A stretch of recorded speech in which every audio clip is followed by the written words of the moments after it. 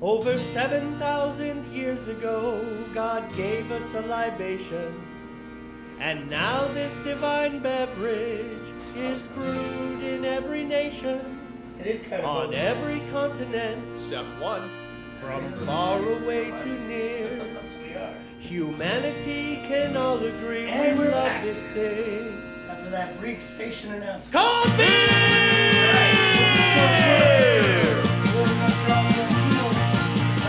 There's Budweiser from St. Louis, Cleaning out OPA. Coors in Colorado. We even left the USA. Labatt up in Canada, the land of ice and snow. You don't even need a cooler when it's 40 below. Dos Equis down in Mexico, or Corona with a lime. It's such a shame, so many beers, so very little time. From Brazil to Argentina, From Peru or Ecuador. Todos Todos hechos su cerveza, they grind some more. Fill my glass up to the brim with that tasty brew. I drank to my health yesterday, so this one is for you. One by one we set them up, and one by one they fall. There's a million different kinds of beer, we're gonna drink them all.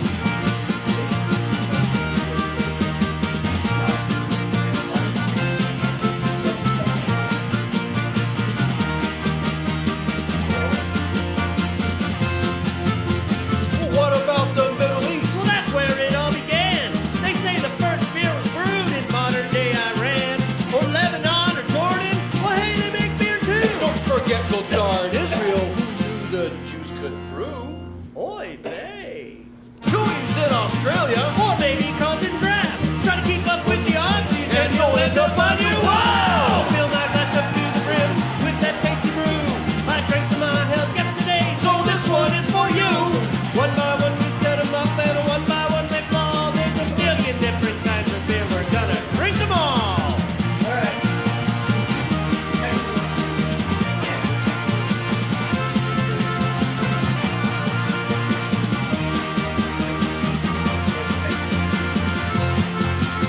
There's beer from Scandinavia. Belgium, France, and Spain. So raise your glasses bottoms up and fill them up again.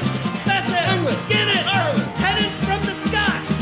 Fine Stephens even Weiss. Your song is blasting there. Run, Heights, come on! Czech Republic, Poland, Russia. China to the east. They all make delicious beers with barley, hops, and yeast. Don't have yourself a big name brew. Or better, brew your own. But enjoy that beer, cause one thing's clear. You ain't driving home! Fill my glass up to the rim with that tasty brew.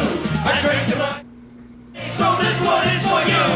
One by one we set them up, and one by one they fall. There's a million different kinds of beer. We're gonna drink them all!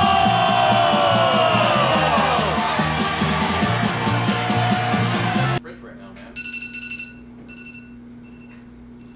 So frustrated. Oh well. Continuing on. Okay, is that better? Now that we've heads. Now we're, yeah, there you go. This is also very professional. We're gonna clean the lens right where we're broadcasting. Oh man, too much fun, dude. Too much fun.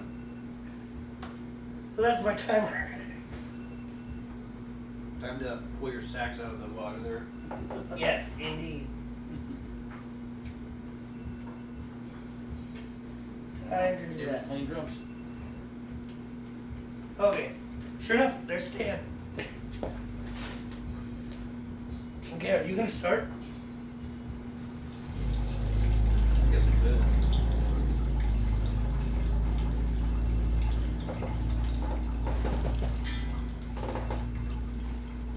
I just don't want us to be vying for the thing again, you know?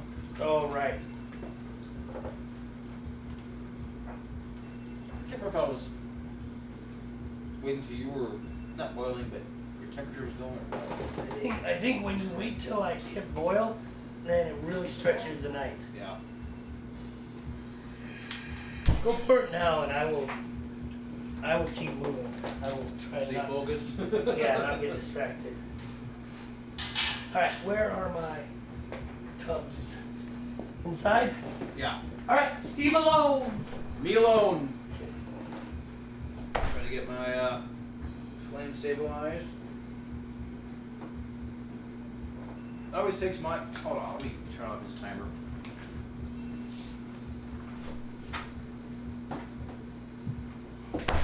Here to get your timer off. Ah. Here, let me have your beer, man. Wherever it's at, I will top it off. Good deal.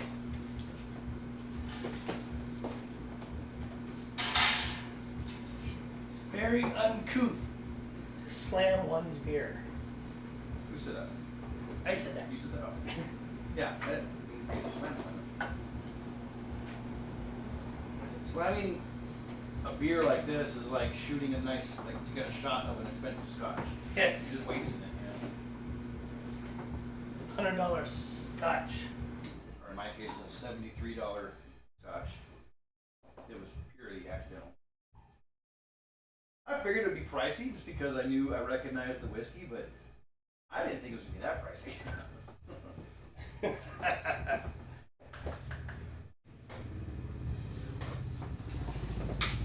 You know, honestly, I thought like, maybe 15, 20 bucks, you know. Nope. How much was it again? $73. For one? One shot of Irish whiskey. It wasn't scotch, actually. It was an Irish whiskey. $73. It was a shot. Yeah, I don't know if it was like just a single ounce or an ounce and a half. I'm not quite sure what the actual volume was. But my family and I a few weeks ago went to an authentic Irish restaurant. It's kind of new to the area, and we sat down and there was a little drink menu on the table, and there was all these different Irish whiskeys and Bushmills and whatnot. And I recognize the names of them, Jameson, those kind of things. Well, there was one called Bushmills 21, which I actually have a bottle of it, never been opened, but it's aged 21 years, so it's old whiskey, And I thought, oh, cool, I'll get to actually taste this whiskey that I have that I've never had before. What should have flagged me was that there were no prices next to the whiskey. I'm just like, oh, it'll be fine. And so I ordered this Bushmills 21. The waitress comes back and says, "You did say a Bushmills 21, right?" And I was like, "Yes, let's have a 21, and I'll have a beer with this as well." Anyway, so the night goes on. The whiskey, I'm just sipping at it. I'm not shooting the stuff. I'm just sipping as I'm drinking my beer and having my dinner.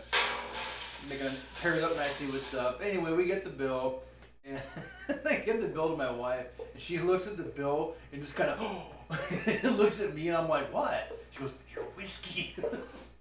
I was like, "Oh gosh, what was the damage?" Yeah, $73 for a single shot. However, it was not the most expensive on the menu because we got curious. We're like, "Oh, we got to ask now," It's on our way out. We stopped by the bar and asked what it was. I can't remember the name of the whiskey, but the cost was like $136 for a single shot of this stuff. Whatever it was. There's not a drink on earth. Yeah. Unless it like cures you of everything, converts you to the strength and vigor of when you were 18. Yeah, I will never. And halts your aging. I will never do that again. Lesson learned on that one. It's insane. $136 for one. Really? I swear something came and lifted it after I closed it. I know you're like a rich retired guy with this sweet contractor job. But you don't gotta be cooling your whole garage. No. Not at all.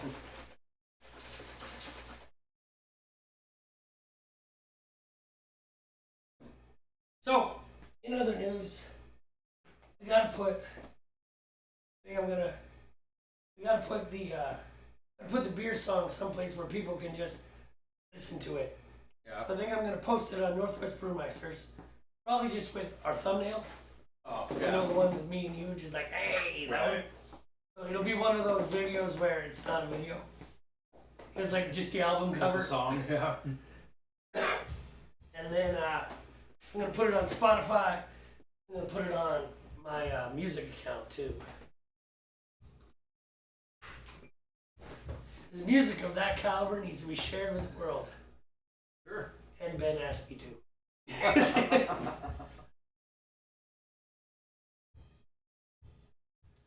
Wonder if your microphone's picking up the drummer next door. I don't know.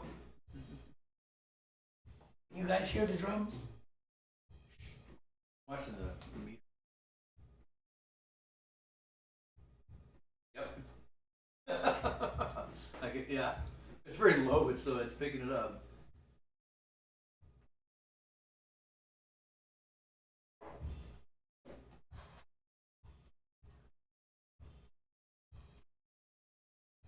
You're gonna be sticky. I'm doing pretty good. Thanks.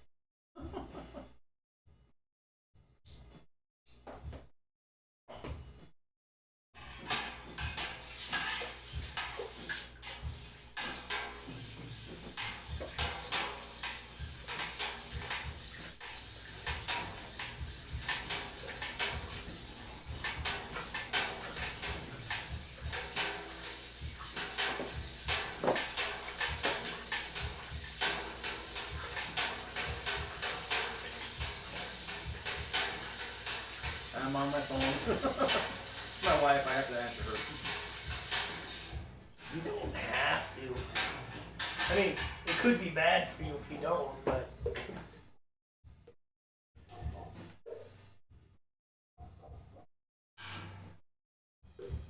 Okay. It's for us, actually. Us. Like both of us.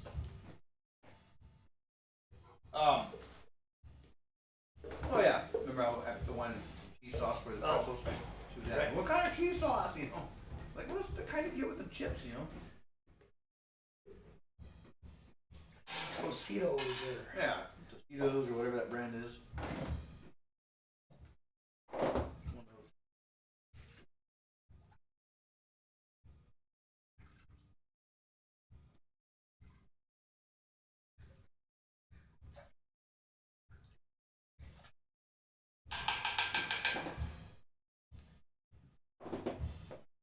I'm gonna go rinse this.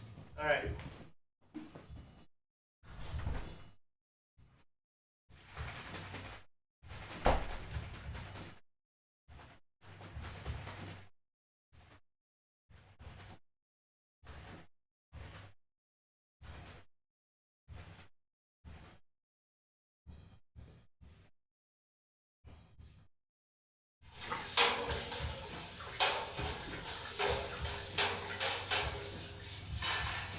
I think maybe it's time for pot cam action.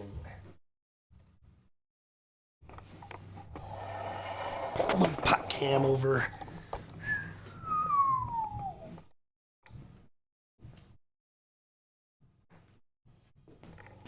Get him aimed a little better.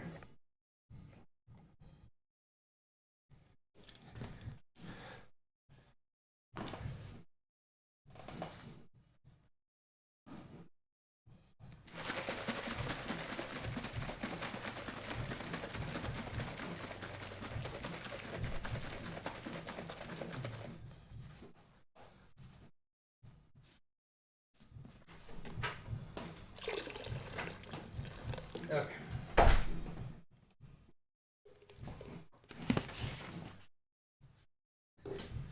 Well, I don't know what song he's playing, but I know his thing is to like just put his headphones on and jam with songs he knows and likes. So if it's picking it up, I hope YouTube doesn't flag us. It cannot. That is a standard 4/4 beat. Thump D, thump thump D. Yeah, I know. I'm just being silly because it's like, I know his thing is just a jam, the music he likes. You know, he's Right. He's not the right music or anything. You know. I just happen to know that is not iconic.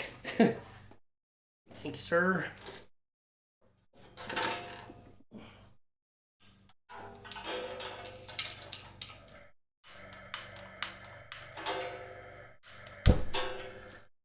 Flame on! And there was flame.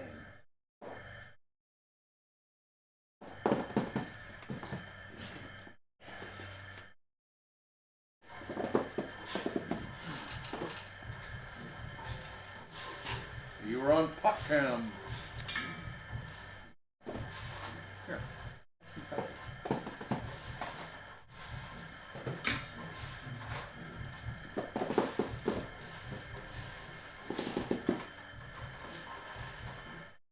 I think we lost Jade. We got Wendy though. When you made it back.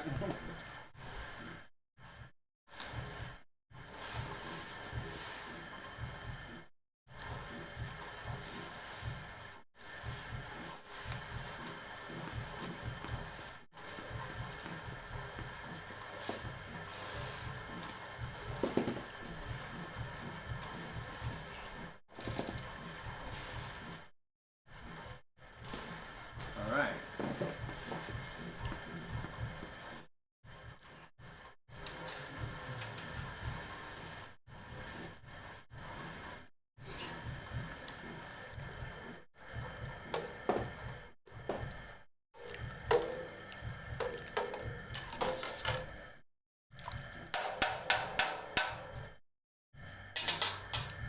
One dark beer coming up. One dark beer. We can go back to regular can. Okay.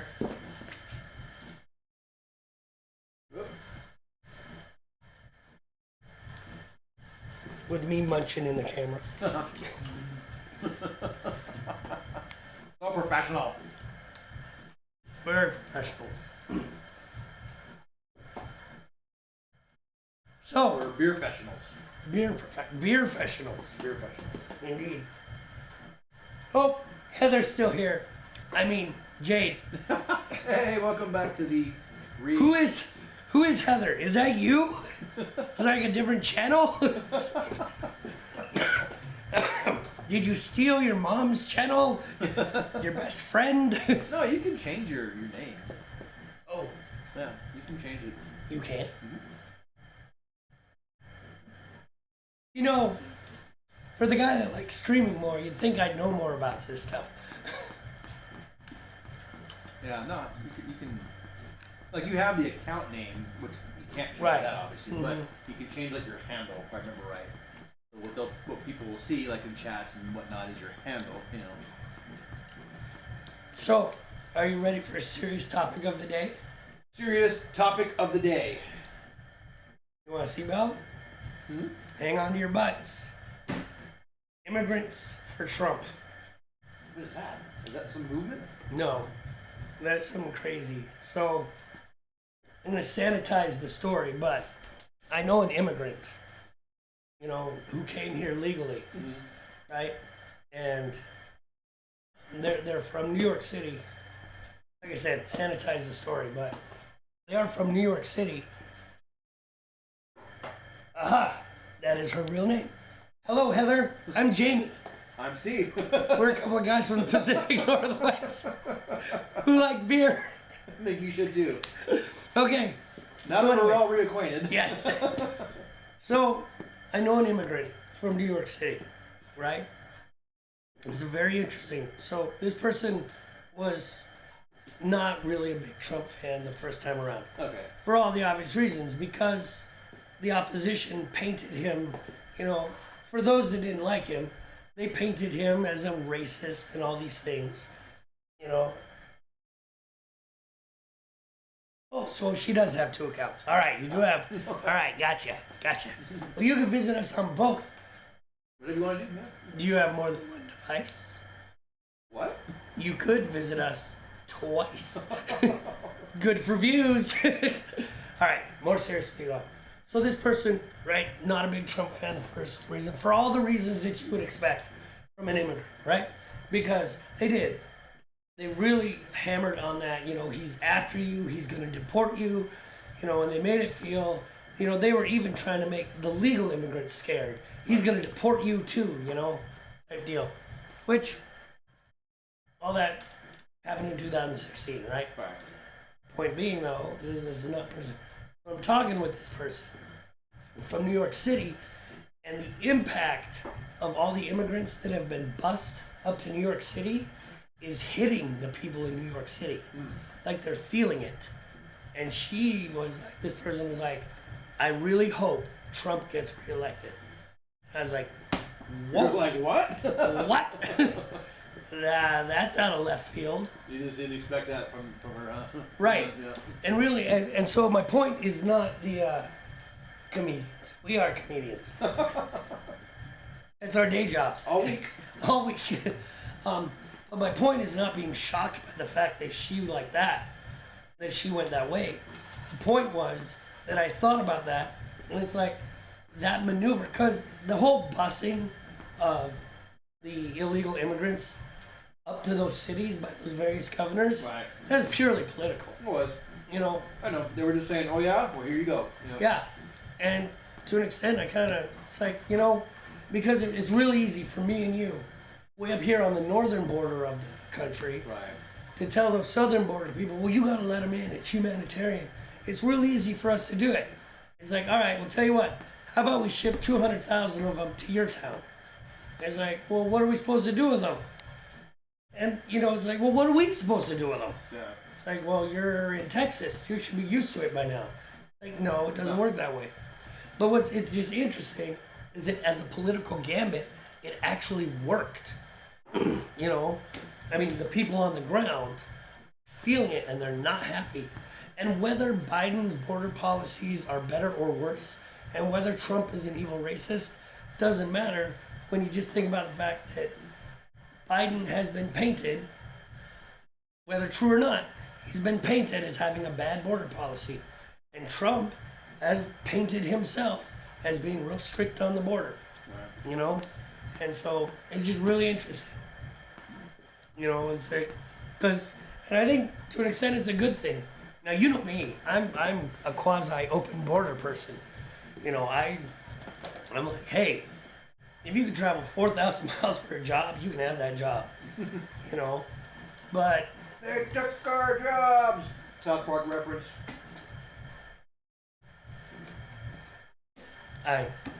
You haven't seen that episode? No. It's ridiculous. They're making fun of the whole thing, you know. But yeah, that was one of the lines. They took our jobs. You know, it's one of they kept saying that line over and over that episode of South Park. So, you know. Yep. Yeah. Well, I'm not sick. What's I the- just lost my voice. Oh, comment about your voice. Down with the thickness has joined us. Oh, Big Bill. Big Bill. Hello, Big Bill. Down with the thickness. Or as we call him in our professional circles, Young William.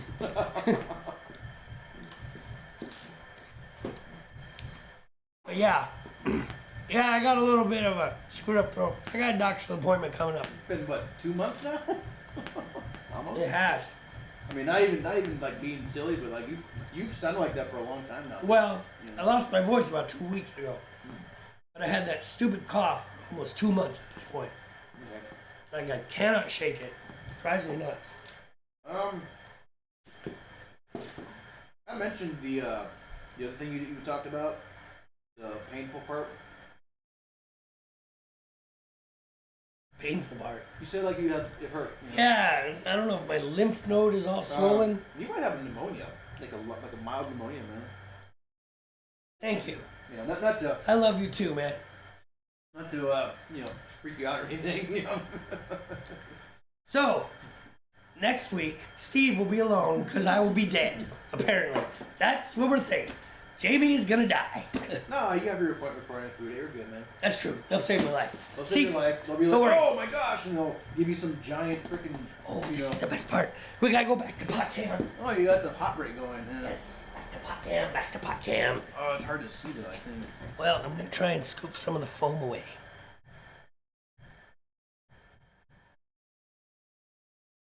I love the hot break. The hot break is my favorite part of this whole thing. I don't know if you can see that. Can you see the little solids kind of floating around in there? Tell me, can you see? You can see them. Can you see the On this solids? camera you can. I'm not sure if they're seeing them. Oh, look at that. There you go. There it is. Isn't that cool? This is one of my favorite parts of brewing beer. Science. It's science. Kinda. Not when we do it. Here, I'll take my spoon back now. Go rinse it. All right, man. You Hey. saw a silver spoon and went, oh, that'll work. I was excited.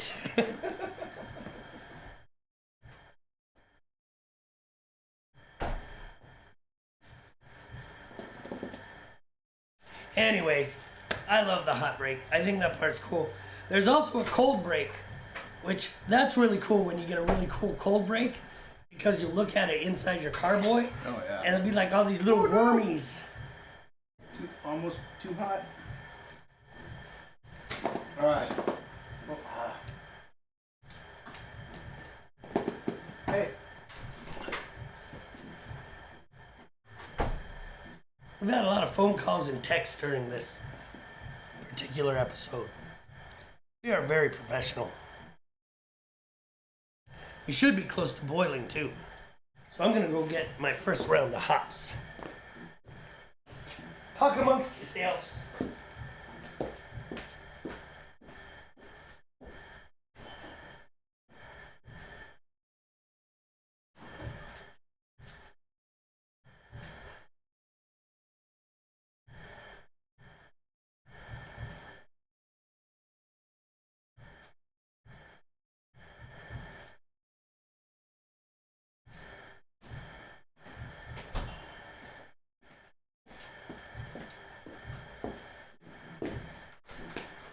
I'm using pickle. Right? Alright. Okay. Back to what I was saying. I'm at steeping temp now. Okay. Almost went over steeping temp because I was not paying attention. I steeped a little warm. It was at 160. Yeah, mine's at 160 now. It'll be okay. Actually killed my flame though, so it should be alright. Yeah, I did the same thing.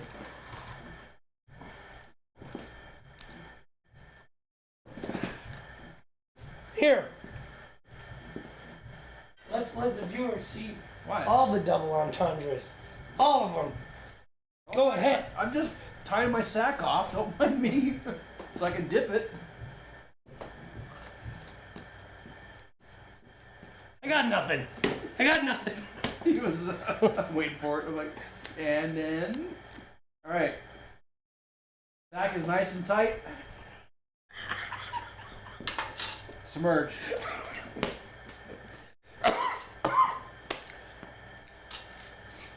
I'm gonna die on camera.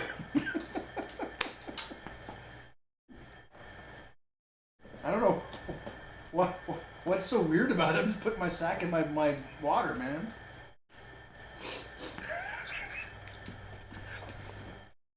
Don't be coy with me. All right, timer. I'm gonna set my timer. Boom. Here we go. 30 minutes. Oh, well, I'm just gonna shut off my phone in the future. Not my other daughter's texting me.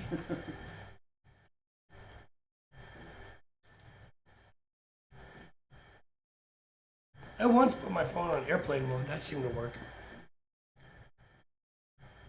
Oh. Sorry, everybody. Had to family matters. You know, while we're trying to broadcast. It happens. It happens. All right. Oh yeah, look at that beer. That is light beer, man. That's gonna be very light.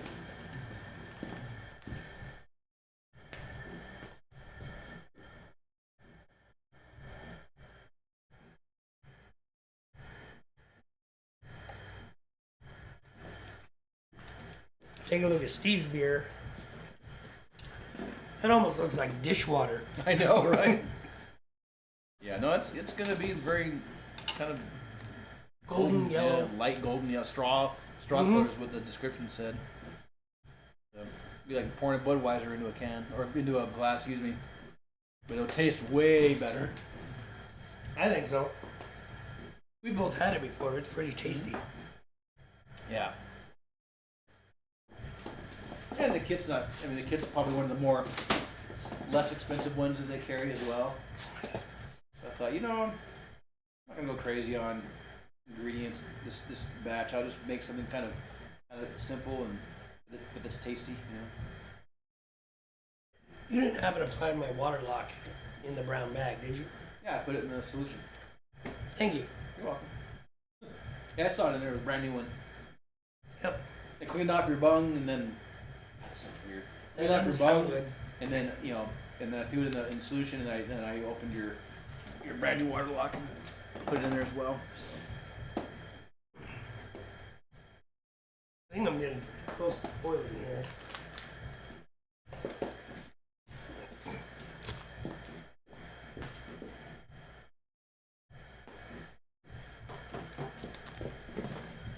Yeah, I would say too. I think you're getting a little squirmies on there, kind of indicative of the boil getting ready to start. Yep. Like the movie Tremors, you know, something's just under the surface and it's moving. So back to the actual serious discussion. You just found it interesting that the legal immigrant whom you're acquainted with was like very pro-Trump in this case. You know.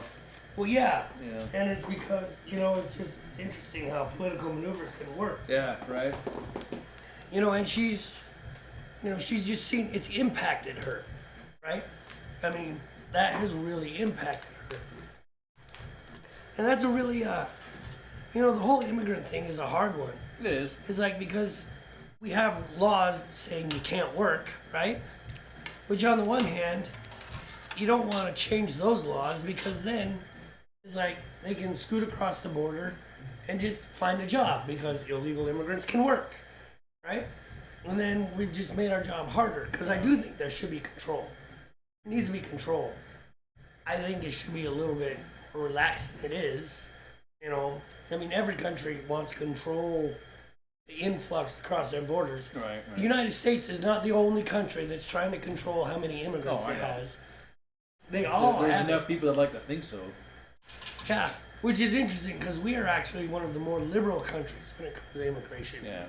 You know, try to immigrate to Canada. No lie. Oh, some of the other Or Mexico. Some of the other countries that are like, you know, Central or even South America or the Middle East, they'll kill you. Okay, that's a little extreme. I don't think.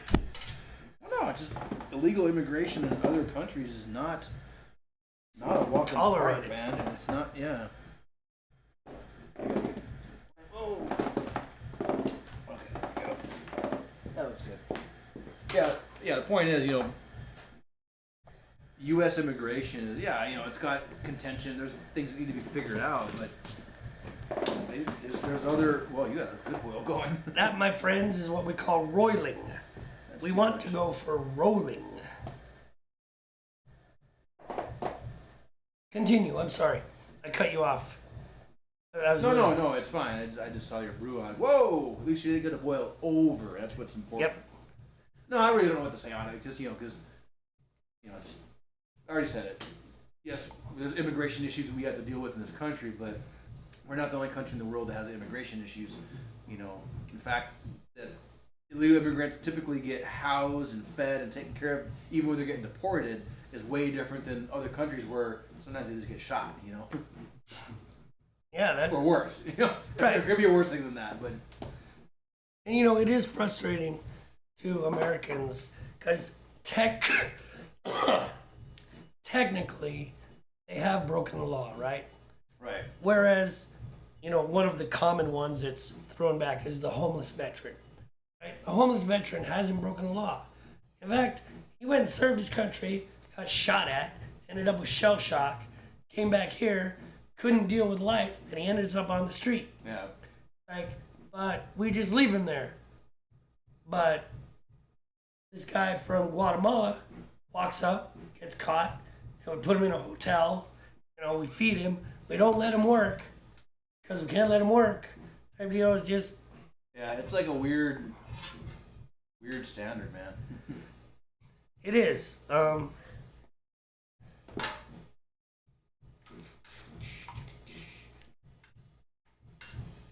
Okay, we've been ignoring the comments. We got some comments from Bill. Yeah, we should probably answer. So Bill says, how about a hot toddy? Beer's my thing, man. I do beer. Hot All right. toddies. This is a controlled boil, although I did do basically did a hot honey lemonade, because there was no tea in it. It was just No. lemon juice and honey. And that didn't help at all. Right, that's a good boil right there. I mean, it doesn't look like it's boiling, but it's rolling along. It's rolling and rolling. That's a good situation. Now we add the hops. There it is. I'm doing a good job. I am staying focused. Focus.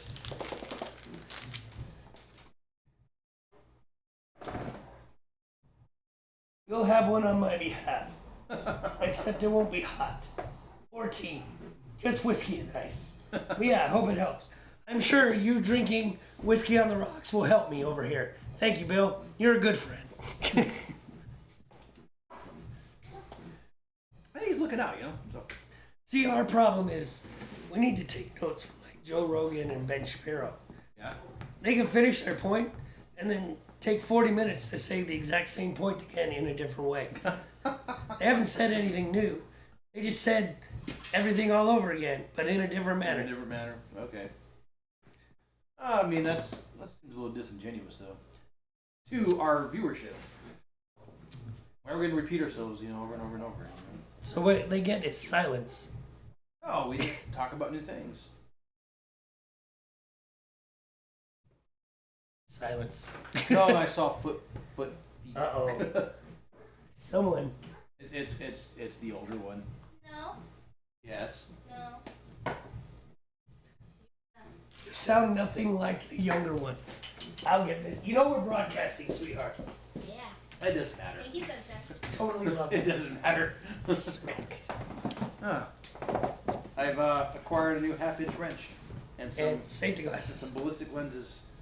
Good. Earlier they were in the vehicle that we bought for her In case you ever go a ballistic. few weeks ago. Totally. Which you do occasionally. I do. So do I. Ballistic! In the future, I'm just gonna, before I go ballistic, I'm just gonna hand the glasses to somebody like, here, you might need these.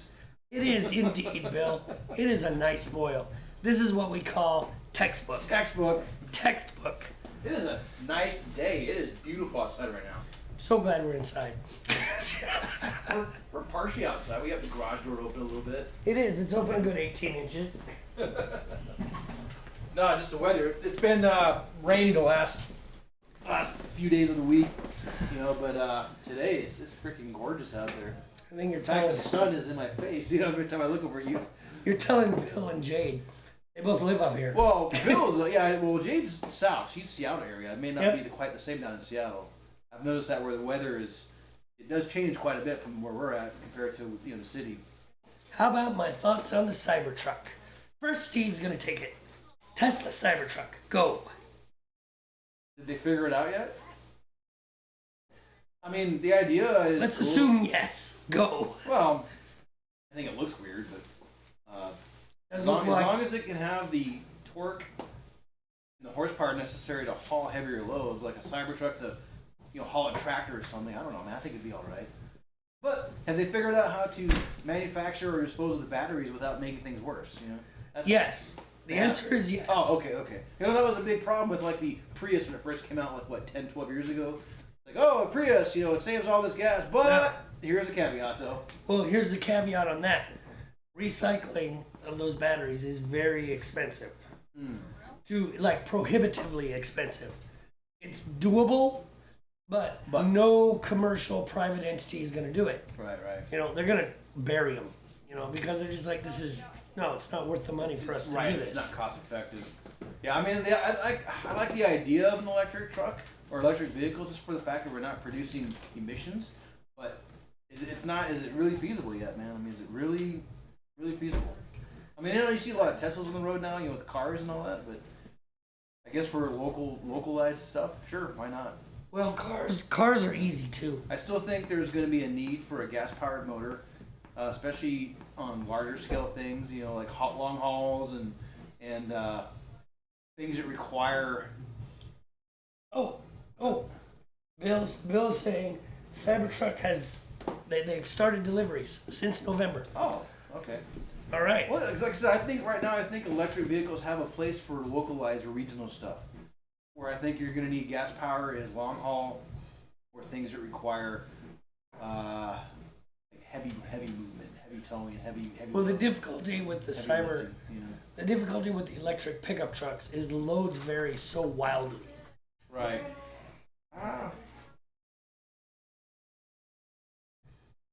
Oh, just come in here. What, kiddo? I said I don't need the help anymore. Oh. I texted you, help me come to the couch. Oh, I didn't see the text, kiddo. I'm sorry. She could have died. Seriously, that's- Max was on top of me suffocating me. He was like right here on my head. Your cat was sitting on your face and you almost You died. could have just went. Could you have done that? I was like, These are the things that happen Shorts, kiddo. on this show. cats attacking children. My arms are like this, and Oh my gosh! he's like, Oh my gosh! The cat was attacking her, trying to suffocate her. Murderous ancient cat. The cat is like 900 years old. It really is. It really. It really is. And every time it moves, you're like, are you gonna die? And it doesn't. Perseveres, man. He's like the perpetual. Not me to slam that. I think she just locked us out. Hold on. Those are your kids.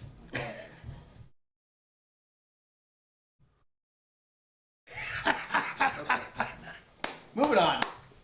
Cybertrucks. Cybertruck. Let's The start. idea of electric trucks. No, that's cool. Bill, I didn't know that. Or I'm talking to your computer. Bill, I didn't know that they had started doing loads. Cool. That's definitely a step in the right direction. I think. I like the ideas of electric vehicles. I just hope the motors and the batteries become cost effective to produce, cost effective to recycle, whatever the case might be. Anything that we can do to lower the emissions rate is okay with me. So right now, Bill is saying, comment from Bill, hybrids are more cost effective and better. The 5.3 liter Chevy with the updated hybrid transmission is the best hybrid setup. So Dodge is coming out with a hybrid where the gasoline motor doesn't touch the drivetrain. Oh. It is a generator or a range extender. Okay. Insert eye roll. Right. Range extender. What the heck does that mean? You know what needs an extended range? Your esophagus. You ain't lying. I'm just playing, man. Okay, no, I didn't know about that. That's interesting though. So Well, how about the aesthetics? Let's go with the aesthetics. I think it's a little too angled right now. Angular. It's too futuristic looking. It needs to be. They need to bring back the aesthetics to look more like a current contemporary vehicle. Maybe a little bit of futurism in there, but right now it just looks like something out of a movie. Yeah, the taxi cab out of Blade Runner. Yeah, it's just like, dude. See, I would own one. The first thing I would do is take a rosebud torch, like oxyacetylene, Yeah. and scorch the heck out of it so it looked all scorched. Do it It's some like, more. there we go. Put a rocket pod on it. Right. Something Am like I that. any hire? I mean, hurry to go buy one? No, not yet. They're probably really expensive still. They are. And They're I just- stupid I just don't- expensive. I don't have a use yet because I drive actually rather minimally. My commute is literally less than 3 miles to work. And I don't just take drives for the sake of taking drives. So Right. it's interesting though, when we were in Florida, my family and I traveled to Florida for the holidays, and it was the first time I had seen a Tesla dealership, like a full-on dealership. I've never seen one up in our area.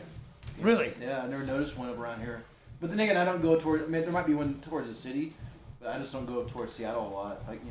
The most I've ever seen is in Bellevue on the second floor of the mall. There was a No, Tesla. this was like its own, like a Chevy dealership kind of thing. Like its own.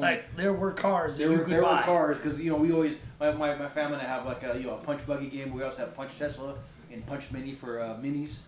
You And have a very violent family. it's fun though. It's fun. Sounds great. It's how we work together.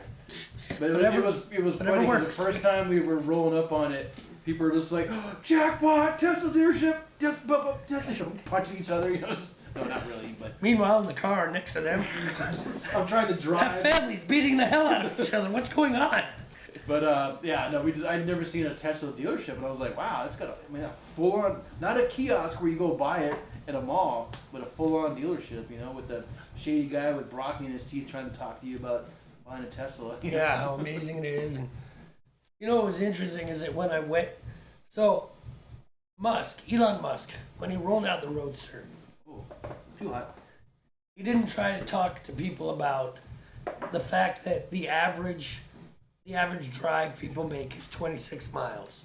And he didn't try to talk to them about the environment. He didn't try to talk to them about any of those moral feel-good things, right? He made it sexy and he made it cool. He made it fast. He made the Right. Roadster, right? The Roadster, yeah. Right.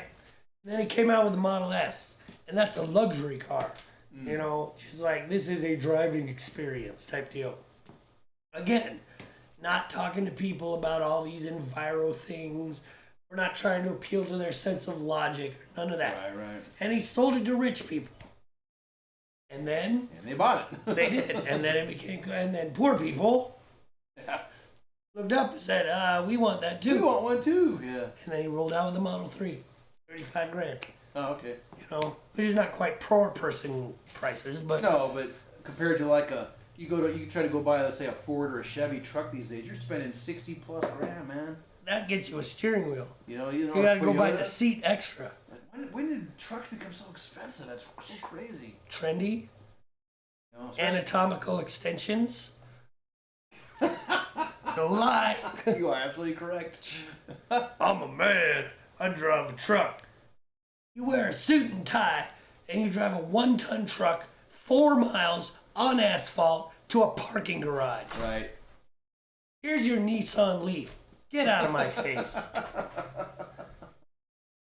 Well, I mean, that's like, so my Suburban, right? 1995. Thank you. You can beat it right on camera. It'd be good for content. She's smart. She's just off camera right now. I could drag her onto the camera. I can move the camera. Pop cam could become violence cam. We can make this happen. Get her, attack her, attack her. Okay, that's enough. It's gonna end up in a beer. It's gonna end up in a beer. It's gonna be a problem. We should plastic. What's the worst that could happen? No. That's glass. Yeah, that's glass. Shouldn't do that. Let's not do that. Thank you, kiddo. I don't know why Mom bought so many more of those because there's still 2 unopened ones in the. Anyway. More the merrier. It is possible. We'll have to look into that. What's that? A collaboration broadcast or something Oh yeah. with Big Bill's Garage. Oh sure. Hell yeah. Because what goes together better than beer and Mechanics. power tools and cars? Just need to add guns and we're good. Yeah, we pretty much got that's like the quadratic perfecta. The quadfecta. The quadfecta. Thank you, kiddo. Appreciate you. Okay, what would if the fly just landed in your beer? Well, it would. It would be upsetting. It would have beer. I'm gonna try this bacon cheese dip. What this is.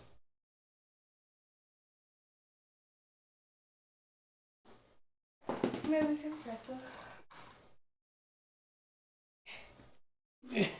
Short arms. Here you go, kiddo. There's a little hand job the screen. Okay. And It is. need more pretzels. Go good with potato chips for sure. That's what I'm thinking. Yep. Better with pretzel stick with little tied pretzels. So, anyways, the problem that the trucks had was that variable load. Thank you, honey. You know, a car's payload will vary from like Yeah. maybe like He was doing this to me. 300 or 400 degrees. That's what he was doing to me. Yes, your cat was trying to kill you. Get out. No. We are trying to do a professional broadcast here. Professional. We're like 200 to 300 most professional broadcasts this side of the Columbia River. Whereas a pickup truck's payload will vary like 2,000 pounds. And that makes it really hard with the whole, how much range? Would a drunk fly? Maybe not. Might just stumble. He smashed it. Keep telling myself not to clap, and I keep clapping. And you clapped it. And I still got 45 minutes left on this boil.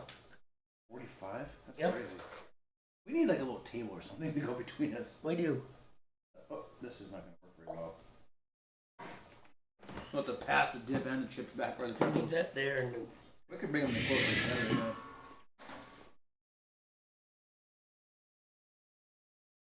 That's where I think this bacon. Not terrible. no, it's more of a potato chip thing, though. Agreed. We also have this easy enchilada dip. Mm.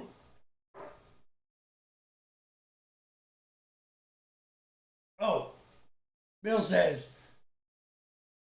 beer power tools, cars, guns, and a fat guy. Add the fat guy. I gotta sit forward because the sun's coming right in through the window, man. We need to get that we should flag we should or do whatever. a collab, yeah. Oh yeah, a big hops flag, yeah. Or something controversial. I think it'd be offensive, fun. I think it'd be fun to do a collab. Why not, man? like a big nose ring. Big nose ring. That would offend someone, I'm sure. Oh, you really want to get offensive? Let's put a southern flag up, a stars and bars, man. That'll really offend some people. Let's not do that. I'm joking. I'm joking. I swear to gosh, I'm joking. But if you want to be offensive, that'll really get some shit going. Oh, PG now. I said damn it and hell like half an hour ago. Oh. Yeah, you were probably already PG for that one. Although, well, no. The word hell, for sure, I've seen in G-rated movies. Oh, okay. You know, what the hell are we doing? Like, this is a children's show. Yeah, I mean, the hell with it. I don't know. Guess I'm turning into an old fuddy-duddy.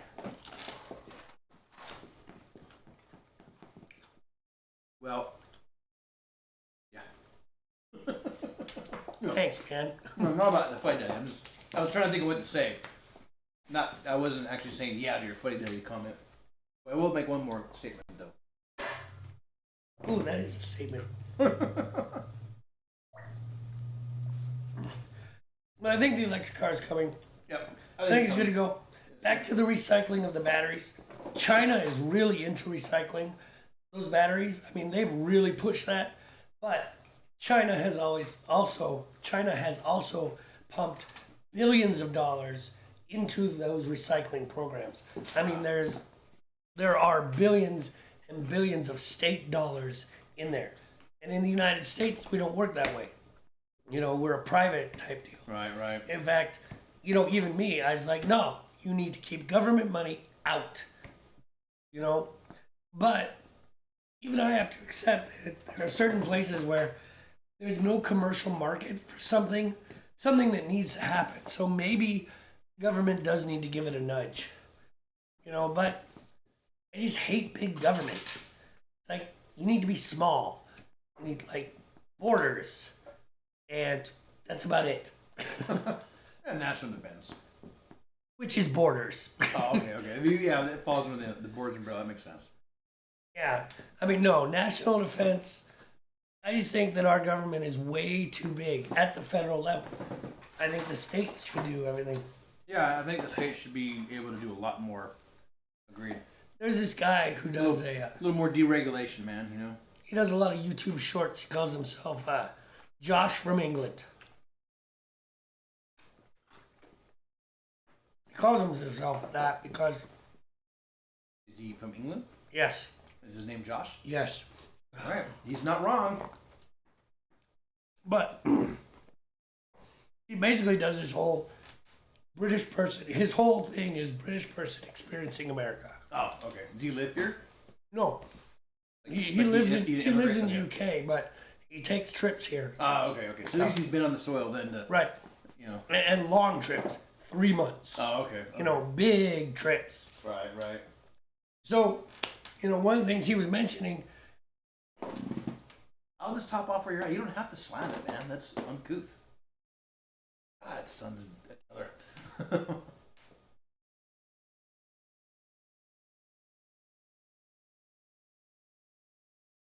Okay, that was good. So, Josh from England takes long trips to the United States Right, and then does videos. and Right? does videos about his He experience does here. silly things like, I'm about to try an American food that I just don't know about, and it's called Cheetos. And then he eats Cheetos, and of course, wow, that was amazing. You thought Cheetos were amazing? He did, actually. He was like, this is amazing. It's like, those of us in America are like, well, yeah, it's good when you're drunk, but It's Cheeto, man. it's a Cheeto. It's like, I mean, I used to put them on my PB&J when I was 7, you know? yes, because why not? Do you want... Yes. Oh, well, I have other beer in here. I was going to say, do you want another stout or do you want IPA? Do the IPA, man. I mean, it's a can. Wait. It's not my IPA. It's just a can. Well, what do you want to get rid of? Nothing. I want to have it all. You cannot have your beer and drink it too. Have an IPA. Okay, man. Sounds good. I think I have two of the same kind. I'm not trying to get rid of IPAs. I'm just trying to introduce a little variety into our I would say podcast. What kind of IPAs are those? These, my friend, are the Red Hooks. Am I gonna have to call my wife to take me home? As long as you only have one. Okay. So let's catch up with the comments. Bill says, "Would a drunk fly? It wouldn't drive to fly. Sorry, du fly." I have no idea what Bill's trying to say here. And then he says, "I have a sign for your window. It says Big Bill's Garage." Well played, sir. Well played. Yes, well done. No. Sponsorship. I donated a sign. Great. He found a curtain. I need the measurements. This episode of Ride for the Tim is sponsored by Big Bill, king of lost cause car builds. Oh man. So one of the things I love about Bill, he is a big guy. Oh yeah, I met Bill before, man. Right. And the best thing about him is he is so good at making fun of himself. He did this one about the car, about where people pull up in a car and they'll step out all fresh and then they'll tell you about the car or whatever, right? He's like, that's how a fat guy does it. The car pulls up, the whole car's shaking, the door opens. Bill kind of half oozes, half squeezes out, kind of puts one hand on the ground, pulls himself out, stands up, and breathes heavy for a few minutes. I died laughing. I was like you. I could not breathe. I'm watching this video and I'm just like, dude, Bill, it was one of your best. One of your best, man. Dude, we have got to do a collab. Seriously, we got to do one. It was good. I really think we should do that. It was so funny. I have not forgotten the cooler top. I'm just delivering the beer. Okay. Because I have forgotten the cooler top in the past. 3 times today. Twice. I like it. It's hyperbole. I know. He forgot it 400 times today. Dude, it hasn't even been opened that many times. Right? Oh, that's pretty good. So this is a Red Hook. Damn, son. You're going to end up sitting right next to the machine. You're right in front of the camera. Uh-oh. Oh, that's you. Time is done. So yeah, Red Hook, Big Ballard type, one of their big juicy IPAs. All right, so I will lift my sack out of the wort and let it drain. You're anatomically deficient. So,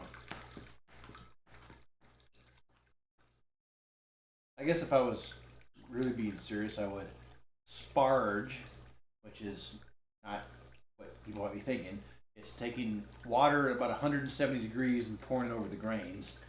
Yeah, that's more of an all grain. It is. It's more of an all grain thing. I mean, I guess it's not more of an all grain thing. You can do it, but it doesn't really matter. Not at the It'll be extract fine. level.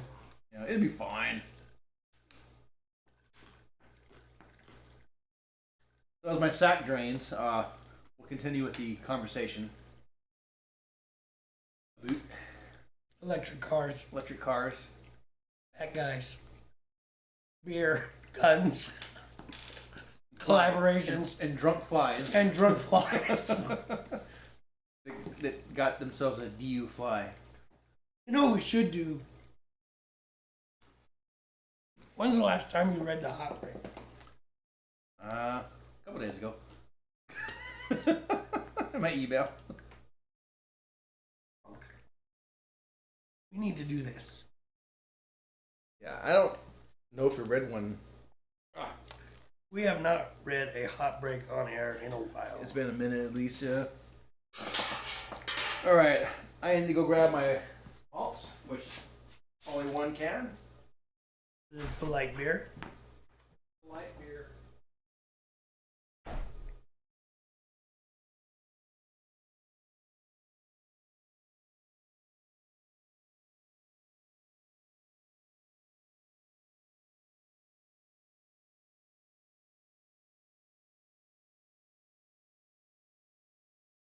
Trying to find the hot break. Comes in my email.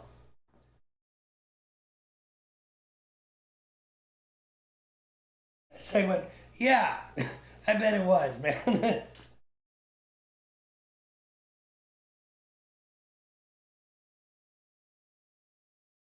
Whiskey and Angry Orchard. Nice.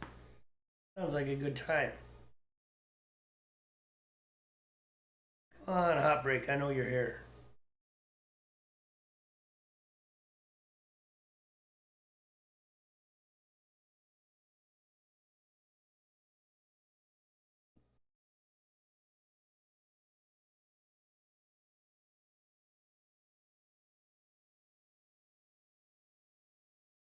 I'm looking at the wrong email.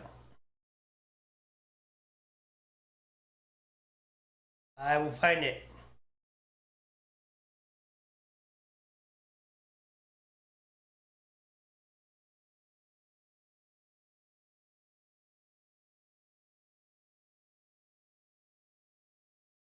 There it is.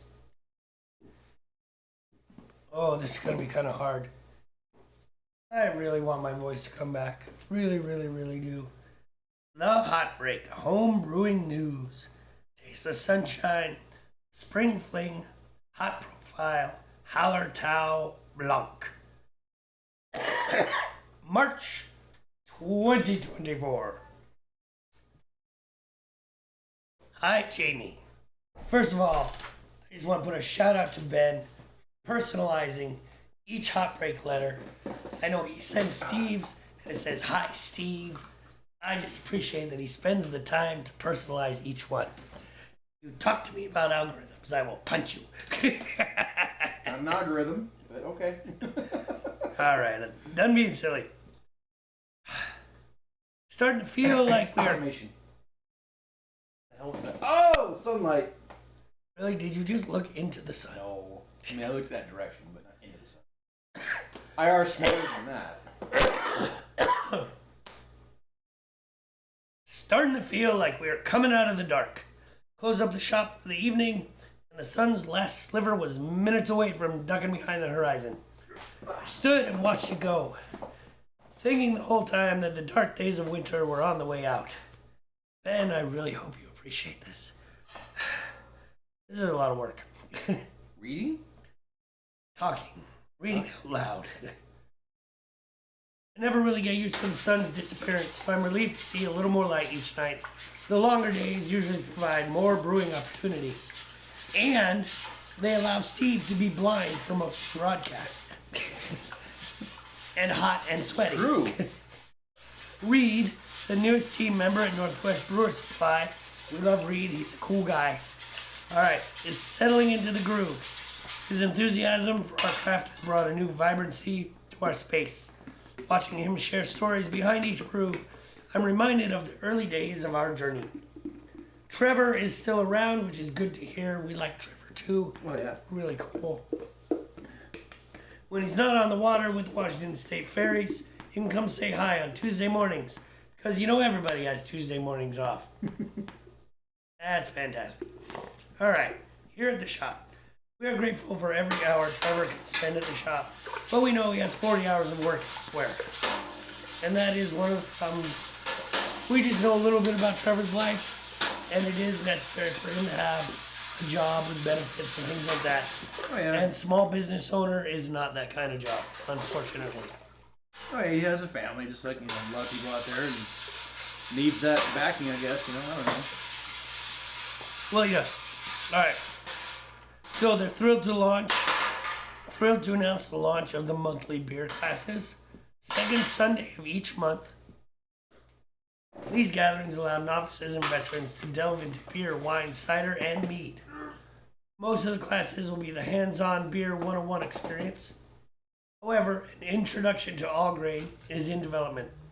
For future winemakers, a short wine kit class is also expected to roll out in 2024. And we will never forget the cider and mead crowd too. I don't know about them cider guys. It's just fancy apple juice, right? That's fancy apple juice. They can't hang with us. Like, we're a fancy drink too. No, you're apple juice. We're beer. You're freaking apple juice. All right, maybe I'm being mean. Okay, cider guys. I'm sorry. Oh, it's about time Nathan showed up. Hi, Nathan. Say hi to Nathan. All right. Let's see. So they're not going to forget the cider and meat round. Sign up to be notified for all future classes at northwestbrewers.com. By the way, you can go to Northwest Brewers website by clicking in the link in the description down there, and you can see all this stuff. If you don't live in Northwest Washington, well, it'll be interesting. But if you are up and around here, maybe you can get down to Burlington and hook up with them. It'll be awesome. Okay, for those who prefer to shop from the comfort of their own home, we're excited to bring a slice of our shop to you with the upcoming launch of our online web store. Ooh, online web store. My voice is giving up. I am. This is really hard. All right. Upcoming launch the online web store. Soon you can browse the beer kit lineup, merchandise, exclusive releases, all available for delivery to your doorstep. It's our way of keeping the community connected, ensuring that you can still be part of our ever-growing family. No matter, go ahead, scoot close to the computer. You're a good-looking guy. Check it out. Looks like a kilo of cup, man. And chop it up on a mirror. You don't even need to chop that stuff. I know, it's already finally You just chopped. snort it right out of that bag. It's our way of keeping the community connected, ensuring you can still be part of our ever-growing family, no matter where you are. Keep an eye on our website and social media for the grand unveiling. We can't wait to share this new chapter with you. Love, Ben. And there's other cool stuff that I really would read, and I would probably condense it and put my own funny spin on it. But wow, I really need my voice back, Steve. That was really hard. Yeah. I'm gonna That's stay kind here. Disconcerting that it took that much out of me just to read something, man. But On a just- serious note. It's just the voice thing. Yeah. On a serious note, you're about to say something about beer, aren't you? No? Buddy? Or are you just saying on a serious note? No, on a serious note, that reading, using your voice took that much out of you, you know, that means there's definitely a respiratory thing going on there, dude. Thank you. Here's a knife. I'm not saying it to be weird. Just, I know, man. Just like, dude, I hope they fix you when you go to your doctor's appointment here soon, you know? I'm a cider guy. I buy it though. Yep, that's okay. Not all of us. You know, everybody has his own thing. You know, Nathan is a mead guy. Yep. He makes mead. We make beer. You know,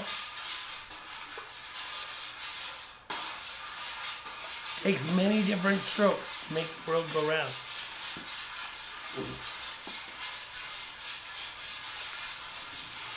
Takes a village to raise an idiot. I mean, I'm not sure that's the same. I'm not sure. It might be.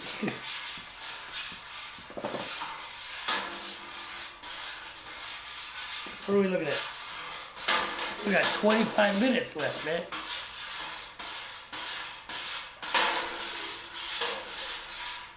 alright, all my fermentables are in the vort now. Vit. In the vort. I'm going to reapply the heat. Bring it to a boil. Oh! And there goes the eyebrows. Yep. Okay, you don't need those anyways. Alright, Bill, I'm going to take you up on your flag for this, man. Big Bill's Garage coming up here, you know. Part of it, Nathan, is because I'm a 50-year-old smoker. But the other part is about 2 months ago, yes, literally 2 months, like more accurately 7 weeks, I got a cold. I got over the cold, but the cough never left. And like 2 weeks ago, my voice did leave. I don't know what happened, but I am fighting this thing. I got a doctor's appointment on the 3rd. I'm gonna go check have them check me out. Because I'm not doing well, really. And I'm not getting better. I'm actually getting worse. So, Yeah, man. I gotta go figure it out. Saw the doctor once. And I think they did, they just did the classic Here you go. mildest approach thing. Here's some Motrin. Well, he gave me Flonase, No. but still, it was, I'll eat those. It's fine. I have a whole bag of them, dude. Okay. That's okay. 5-second rule. We can throw them out for the birds, man. I'm not sweating it. It happens. Your garage floor is really tasty. It's like barnyard. No. Tastes like about 900 beers. I know, right? Boil overs and such. Alright. It will, man. Did you ever put your hops in there? Yeah. Oh, okay. I just never saw you grab them, so I was like, Nope. hey. Did you actually add your hops? Oh, yeah. Apparently so. Everyone's left. Yep. I actually have been trying to stay. Because you start a little early, I don't want to screw it up. So, No, I understand. We're good, man. It's early-ish. What is it about? Not even 5:30. yeah, we're doing good. We're doing quite fine. The work after the work is very minimal this time. All we have to do is just transfer the beer to the keg instead of actually cleaning the keg and getting everything else prepped. Oh yeah, what I'm referring to is the mild brown, English mild. Yeah, that's right, English mild that I made a few weeks ago. It falls under the kind of brown ale umbrella of style of beers. Well, today before Jamie came over, I got a keg ready for it, sanitized it and all that good stuff, and so I'll just transfer the beer into it after we're done, doing this brew, and then it'll be ready to drink by next weekend. So, which means by the following brew day, in 2 weeks, we'll comment on it because it'll still be there. Yes. We will be drinking it. I bet the stout will still be there as well. So. Tell them about doing. Our philosophy of Oh, doing. doing after the doing is usually what happens is we do the brew, what you see, but then afterwards, since we're at my house, we'll keg a beer and then we'll rack a beer over, and so it's like more work even after the work of brewing, and A so lot of times we spread the doing out. yeah. Like Steve will do the doing on Saturday. Sometimes, yeah, I used to do that. I would do. That was kind of our silly way of referring to it, the doing after the doing. So now when we're doing the doing, Because it's really fly, weird. Because this is like fun, right?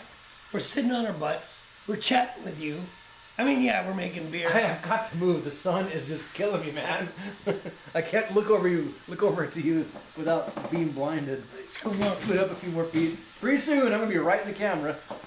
Anyway, there's usually things to do in addition to what we're brewing when we broadcast. 99% of the time, it's transferring a beer or two over to a keg or a carboy. And so I took the liberty of getting most of the doing done before we had to do the doing. Yeah, so it's a lot of doing. And it's interesting. Even when doing is fun, at a certain point, you're like, I just want to zone. This is work, man. I just want to watch a I just want to watch video. YouTube videos about someone making fun of Star Wars. I'm joking, but Something like that. something, But point is, yeah, after the work, it's like more work to do, in many cases. So, Bill, have you heard our latest musical masterpiece? I mean, we're talking like Bach, Beethoven, Brahms, Jamie and Steve. It's right up there. Maybe a little lower. He's just like, no. No, we've never done cider. We were gonna do cider. I wanted to do an apple cider because I have apple trees, but the yield has been kind of crappy the last couple of years. Yeah. A combination of weather and deer. The deer like to hop my fence. Literally, I've had up to 4 deer in my backyard. That's not even exaggeration. And they love eating the apples, so, I'm gonna open up that door. Yeah. So yeah, cider's on the list. In fact, Nathan, I want to do a mead sometime, but I'm probably not. I'll wait till he's done with the door. Yeah, all sorts of noise.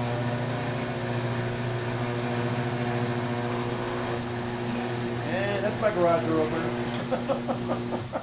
You know I have beehives. I don't, well, but you don't have actual bees though. That's what I was getting to was when I mentioned Nathan. I was like, I'm probably not going to be able to do it with legit fresh honey, but you know, I was going to ask, is there a certain kind of honey I should avoid or maybe look for if I'm going to try to do it, but with store-bought honey? Because I do want to make a mead.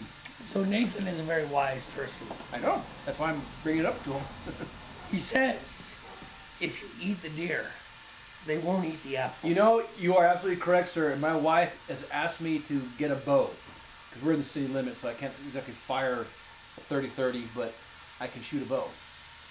And we might be able to, you know, take care of business. Maybe snares or something. It would suck. Shot one and ran over to Stan's place and you had to gut it at Stan's yard. I'd carry it and fling it over the fence, you know. That's fair enough. Island deer are not that huge. No, they're relatively small. And they're quite abundant, man. There are lots of them. There are lots of deer on this island. Nobody would miss them. I see them in my yard quite often. Up to 4. Never all the time, but up to 4 at one time. It's like, holy crap. Got a family in my yard right now. More often than not, I'll see 2 to 3 deer almost nightly when I'm coming home from work. Really? Yeah. You know, I'm on. You know, I know the viewers aren't gonna know. Well, maybe a couple might, but Oak Harbor Road there, coming towards this area. Yeah, there's deer just hanging out in little fields in the yards there, and eating away. You know. Yeah, they're all over the place. Yeah. I had to slow down one day. One was crossing the street. You know, I didn't want to hit it, obviously, so I had to. You know. So, not gonna lie, I want to play the song. Can I play the song? Can I play the song? It's not. Do you mind if I? Well, I want to ask them. Do you mind if I play the song? Can I play the song? Just do thumbs up, thumbs down. Can I play the song? Please let me. We'll play take a the song. vote. No store-bought honey. Try and find a local honey guy or semi-local to ship. Stay away from wildflower honey. The taste is not great. Okay. Thank you for the advice, and we do have actually quite a few local honey producers in the area. Oh yeah, you can find it down at the country store. Exactly. So I mean, yeah, local honey is easy to find, man. I'll keep that in mind. So no flowery stuff. Gotcha, man. Thank you for the advice. I'll check it out. The neighborhood must hear. Yeah.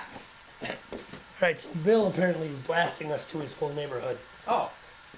Rock on! Hello, Admiralty Cove. Alright, hold on. I'm going to play the song. We're not going to talk during this because it just gets confusing. That's right. I got to run inside anyway. Alright. So, enjoy it and just stare at the wall. Oh, Jade's probably playing a game. She's probably doing her game. Over 7,000 years ago, If she's still God with us. gave us a libation. Big shit. Alright, be back. And now this divine This is like beverage intermission. is brewed in every nation, on every continent, Except one. from far away to near. Humanity can all agree we love this thing called beer!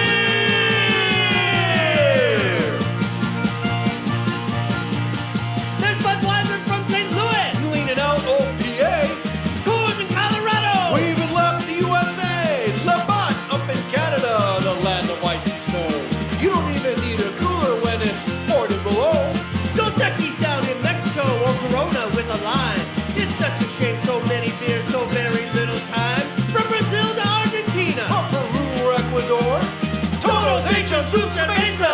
They grant some more. fill my glass up to the brim with that tasty brew. I drank to my health yesterday, so this one is for you.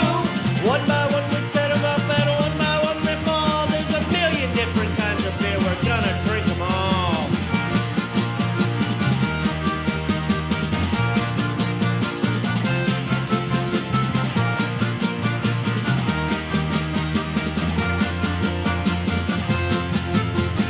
What about the Middle East? Well, that's where it all began. They say the first beer was brewed in modern-day Iran, or Lebanon, or Jordan. Well, hey, they make beer too. Don't forget Gold Star in Israel, who knew the Jews could brew. Oy vey. Coolies in Australia. Or maybe cause in draft. Try to keep up with the Aussies And you'll end up on your wall. Fill my glass up to the brim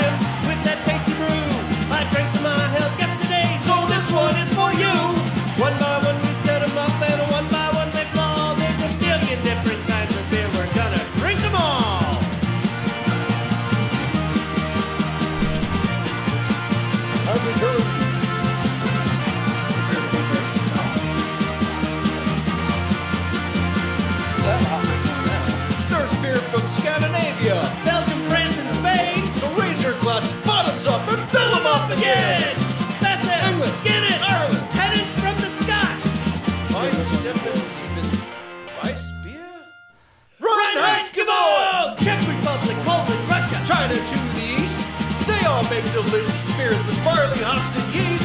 Don't have yourself a big name brew. Or better, brew your own. But enjoy that beer, cause one thing's clear. You ain't driving home! Fill my glass up to the rim with that tasty brew. I drank to my health yesterday, so this one is for you. One by one we set them up, and one by one they fall. There's a million different kinds of beer. We're gonna drink them all!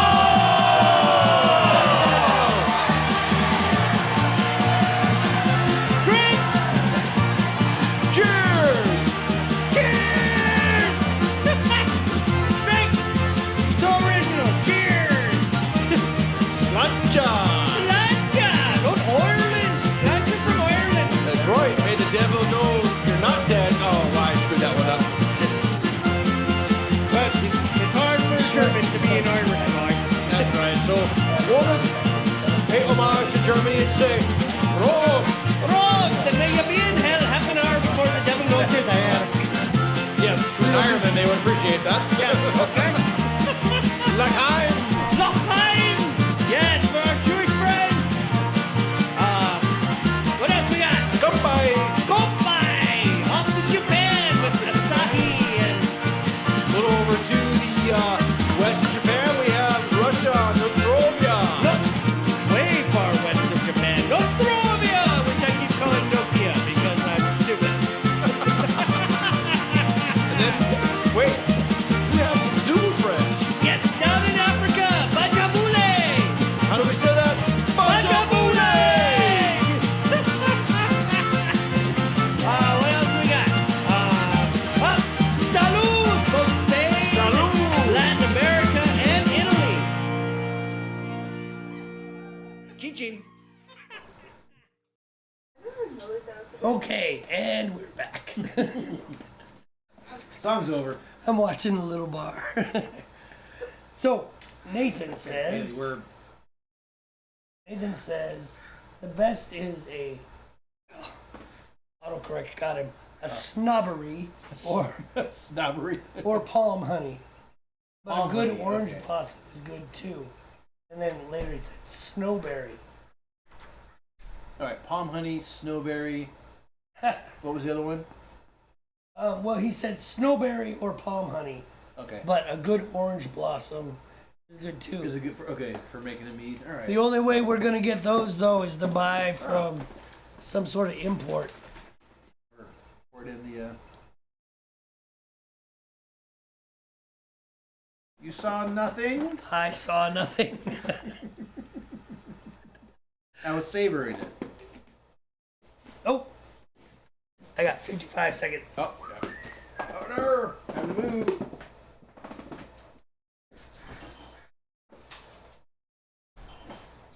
So yeah, Nathan, we're gonna have to, in order to get honeys like that, because we don't have snowberries. Oh, we might have snowberries. Yeah, But- I might have to look around, check out some of the local,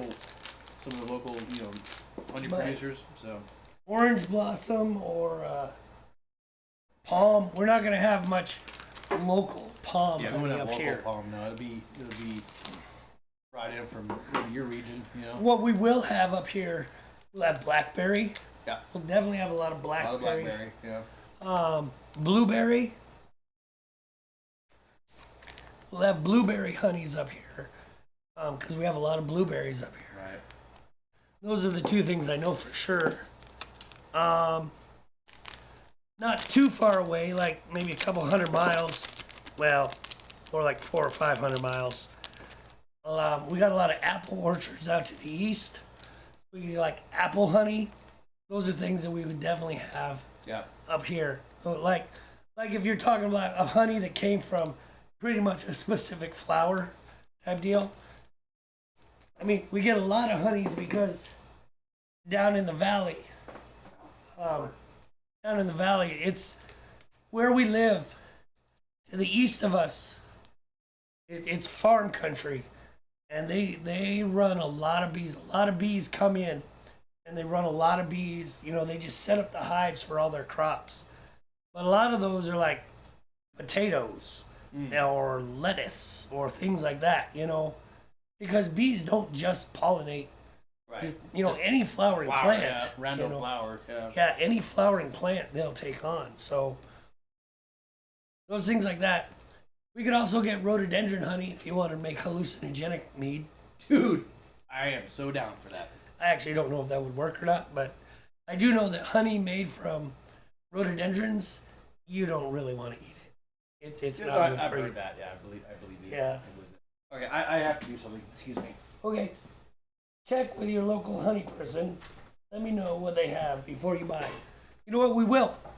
There's a place about 40 miles from here, but you can buy like nukes, which is like 10,000 bees plus a queen. A lot of bee supplies. There's like an apiary, I think, something like that. But it's like I said, it's like 40 miles from here. There's a place that we could check out. I made mead once. It was a little 1-gallon batch. Made it with champagne yeast. I really liked it when it was 2 weeks old, and it still tasted very sweet. Steve's being silly off camera. But that was just whatever honey, you know. Is whatever my bees hit up. Oh, shnikes! Oh, I have a boil. boy, do we have a foil. All right, here we go. Let's go back to Sunglasses. Sunglasses. I try to control the sunlight coming to my face. Well, that sounded weird. So earlier today, Steve was saying we haven't had any disasters. We have not had a disaster. Boy, did you barely catch that. Good. You're good. You're lucky. Well, I'm lucky and good. If you want to make a meat with just straight honey, no added flavors, anything in medium amber color will work fine. Did you hear that? Yeah, I did. I did. We will. You know what? If we make a mead, first of all, Where'd my phone go? if we make a mead, we will contact you. And second, we will totally broadcast it. Oh, yeah. Right? Yeah. Sure. Heck yeah. Yeah. It'll be I mean, all jokes aside, Ride for the that we would- Nathan. I know, right for the Nathan. Yeah. All jokes aside, I would definitely consult you ahead of time just to make sure I had all the right stuff, and let you know what I have and get your feedback on that kind of stuff if that's okay, and then yeah, we should definitely broadcast it. Absolutely. All right, that boil looks like it's stable. I'm going to add my Willamette hops. 1 ounce of Willamette hops. I'm going to dump the sanitation water. And I've got like 6. Oh, shnikes. I was going to use my little hop cage, but oh well, I guess not. Well, go get your hub cage. No, it's still in the solution, and Shake it off. It'll be okay. all right. No, it's fine. There's crap inside it, so Okay. I'm not too worried about it. All right. I'm going to dump this. It's only 2 ounces of hops. It'll strain out.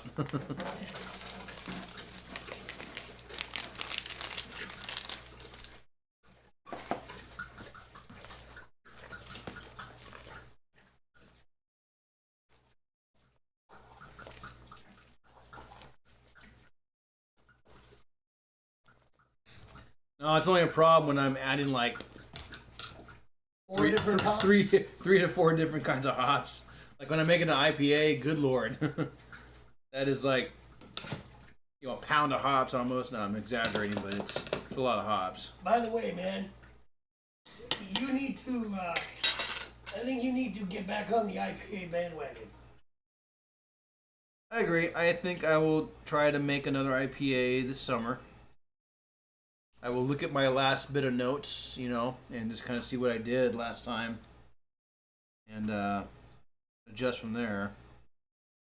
Maybe, pick the brains of Ben and Reed down there. No, I really do think so, because I'm kind of the dark beer guy. Get my timer going, because I think I'm okay. That's a little aggressive, but it'll get the job done.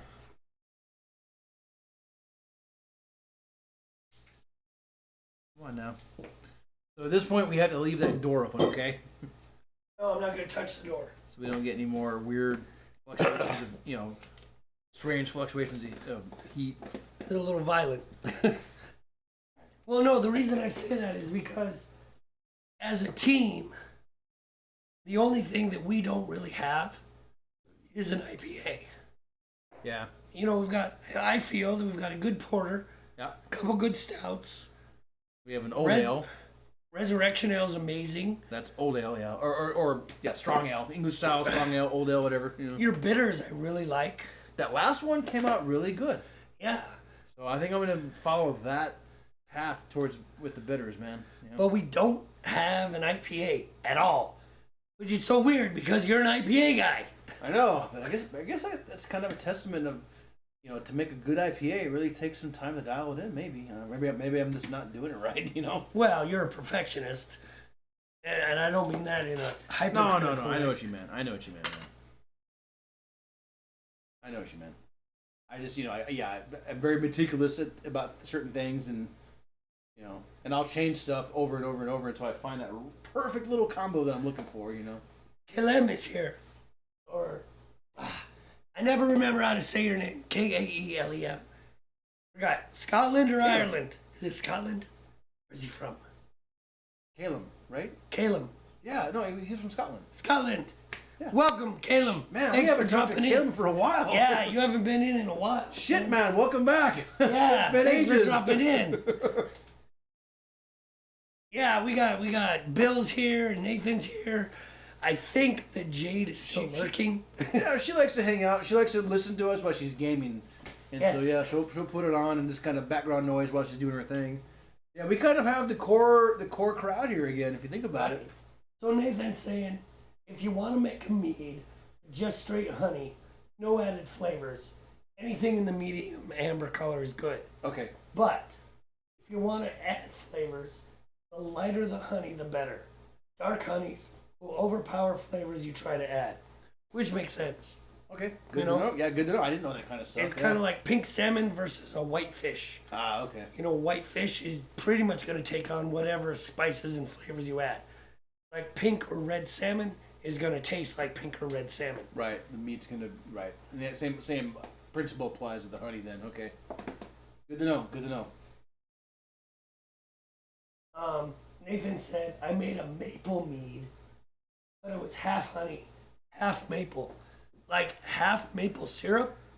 I guess if it's legit true maple syrup, it probably works then, huh? You know? Well, yeah, you wouldn't want to use. No, yeah, that's some processed stuff, you know? As much as we respect Aunt Jemima, and Mrs. Butterworth? we're sad that they took her off the bottle, racist bastards.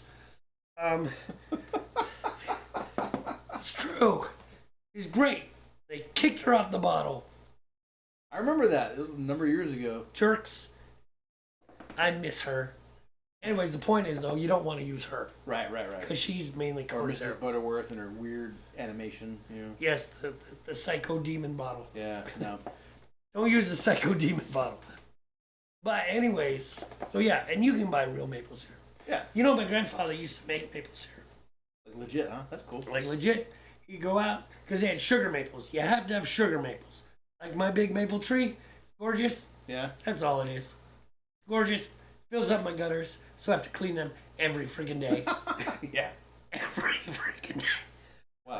Wait, what was that? I think you said every freaking day a second time. It is hot. You're my boy, Blue! It's time. It is time. All right.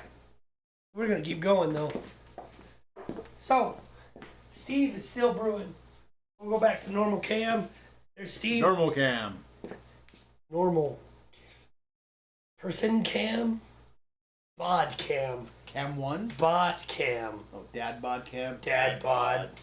We're dads. We have Two bods. bods. Dad bod. Or father figure. Father figure? Is that the way they say that? I don't know. Anyways, I gotta turn this off. Yeah. That's the end of You my. should kill your Whoa, wrong way. Whoa! Wrong way, bro. All right. You trying to have a boil over? Yeah, pretty much. See? Double-edged sword here, man. Putting the sunglasses on because the light keeps coming in, but now I can't see the detail of my boil. It's like, the hell's happening? It's good. It looks good. I know. That's Yep. fine. I'm just being silly. Hey, we're gonna go back to pot cam because I actually need Steve's help.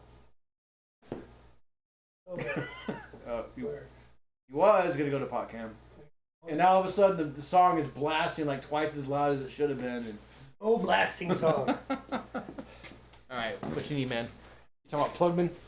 Yeah, plug me. Plugman. Okay, so we'll be back in a minute.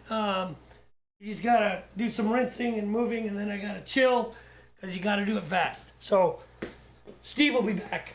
Well, I'll be back too, but probably... Watch the pot. Watch the pot. Yeah, let us know if anything bad happens. Well, why don't you put pot cam on us over here, man?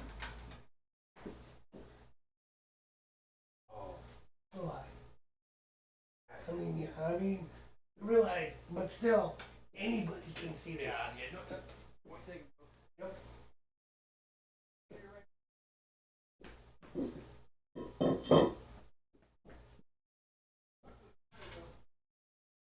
All right, so for those of you who can't see me, I am now lifting the wart chiller out of the bucket. This is really stupid, Steve. All right, water on. I am rinsing the wart chiller. I feel ridiculous, Steve. You couldn't go show me real quick and be like, this is a wart chiller. Water off. Water off.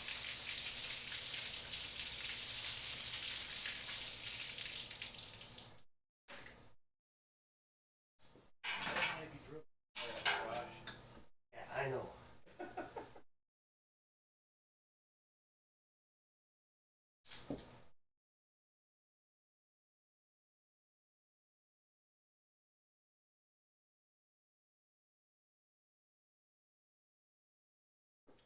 Okay, water on. Water on.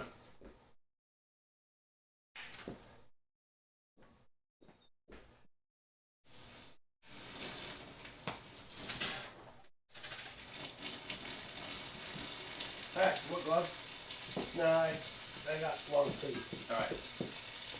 All right. Moving back over. All right, folks. Well, at least you can hear me for now. Yeah, the water's going. It's going through the wart chiller. Pretty much, it's just a little setup that goes through uses my garden hose and a literal coil of copper. And there's an input and then an exhaust, and it just kind of, the copper's coiled around and it submerges down into the pot, and then the cold water circulates through it, and it just, it uses convection, and it takes the heat out of the water, out of the wort. Conduction. Is it conduction? Yeah. Both. So it might seem like a waste of water because there is water flowing in and out, but the water where the exhaust water goes into the grass or the flower beds once it's not so hot. So we do use it. It's not a complete waste of water. I need more heat. One day we'll actually show you the process on camera of how we chill the wort. And the reason you want to chill it is think of like baking bread or baking cookies. Even when you pull them out of the oven, there's still enough heat trapped in that process that they're actually still baking. The bread is still baking, or the cookies are still going, even when you pull them out. And so when you take the flame off your wort, it's still doing its process based off the heat. The chemical process is what's happening. And so you want to rapidly chill it as much as possible. I know we've mentioned this in the past before, but it never hurts to say it again. How about the one night we went to dinner? Yeah, he mentioned one night that it was during the winter. It actually snowed here. We didn't have the wart chiller yet. That was gifted to me by a friend of mine a while back. But at the time we didn't have that, and so we used to bring the pots into the house, and we would fill the sink up with ice water, and then stir the crap out of it over, just try to get all that heat out as fast as possible. That probably took, I don't know, 15-20 minutes to get it down to temp. Oh yeah. Well, one night we thought we were being crafty because it snowed outside, and we took the wort was done. This is back when we used to do one batch at a time. The wort was done, so we took it off the flame, and we stirred it a little bit, and we're like, oh, we'll just pack snow around it and go have dinner. It'll be fine, Yeah, well, it wasn't fine. The beer in the end was it was like, Meh. it didn't taste very good because the wort cooked too long because we didn't rapidly cool it, and so ever since then we just got more serious about making sure we cooled our wort. And then when this wort chiller was gifted to me, I was like, yes, we will never have overcooked wort again, you know. So. Oh, it's amazing, dude. Tell me about the time difference. Oh, it takes about 6 minutes, if even that, to get it down to temperature. Down to temp means from about 100, from boiling, literally boiling, down to about 180, between 170 and 180 degrees is what we target for that. No, And it's so quick. No, between 80 and 100 degrees. Did I say 180? You just said 170 and 180. Excuse me, 80 and 90 degrees, between 80 and 90 degrees. Have another beer. Yeah, we want it down below 100 as rapidly as possible. Sub 100. And as a tool, this thing works great, But it's a two-person operation typically because one person's got to get it hooked up, and then the other person's got to turn on the water. Speaking of which. Oh, yeah. Plugman. And in that little speech, I'm down to 80 degrees. And we're more careful at Steve's house because he's in the city and he pays for water.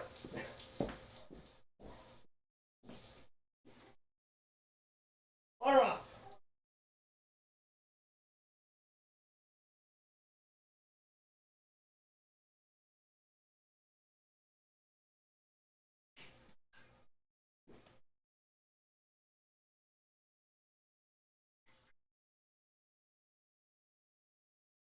I'm just gonna put it back in the bucket. Is that okay?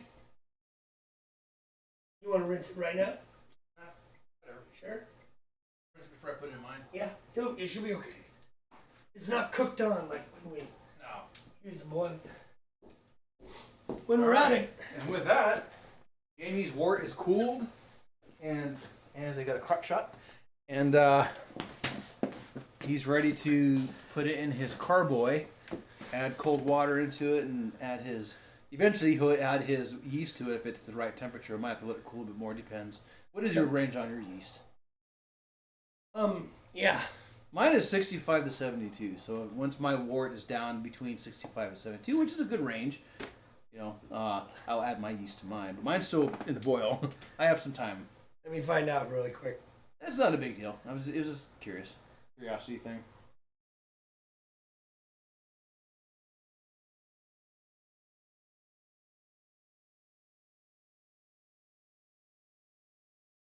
What are you doing?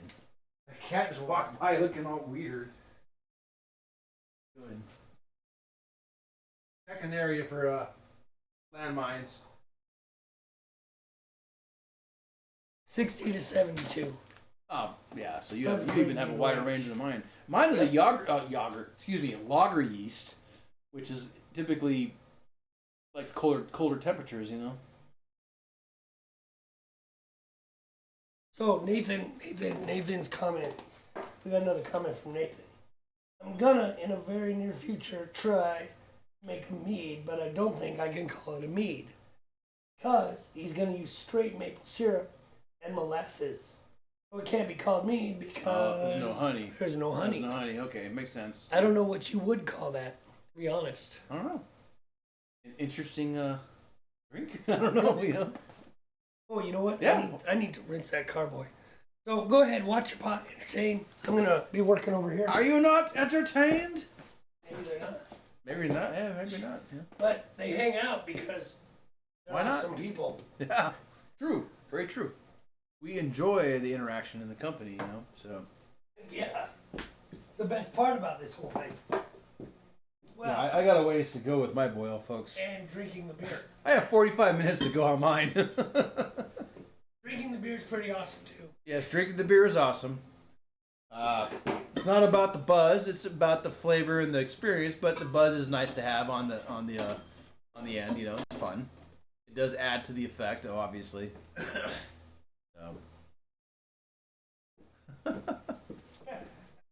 What? I can't see the thing. I'm going to switch seats because I can't see the comments, and you have a plug. It's plugged in right now. So, all right, I'll take Jamie's seat for the moment. Oh, you could probably unplug your iPad. Oh no, it's fine, man. I'll move over for a second. Now, there's no new comments. This last one was from Nathan talking about how he's going to make a mead, not mead, type drink or type. Hell, I'm having another beer, man. Anyway, not using honey, so he can't really. He's not sure if he can call it a mead. Right. Hopefully this year my apple yield will be better. I wouldn't mind trying to make a cider, like it's kind of an apple cider with. I've heard using champagne honey works for that, so we'll see how that goes.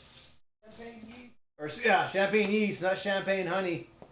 There you go, Nathan. Maybe you should use champagne honey in your next mead. Yeah. I have no idea what champagne honey is. It just somehow I conflated the words together, obviously. And this is why you shouldn't drink too much when you're brewing beer, which we have a story about that. In our early days of brewing, we used to drink a lot of beer while we were brewing. In fact, we would drink a lot of beer before you even started. And one year, Oh, that was a disaster. well, or not one year, just one brew day. This was before we kind of became regular. We were brewing beer, trying to brew beer, drinking a lot of beer. Had already drank a lot of beer. Reached a point where we couldn't even read the recipe. We couldn't even read. Oh no, your camera. We couldn't even read the recipe properly. Forgot the tape.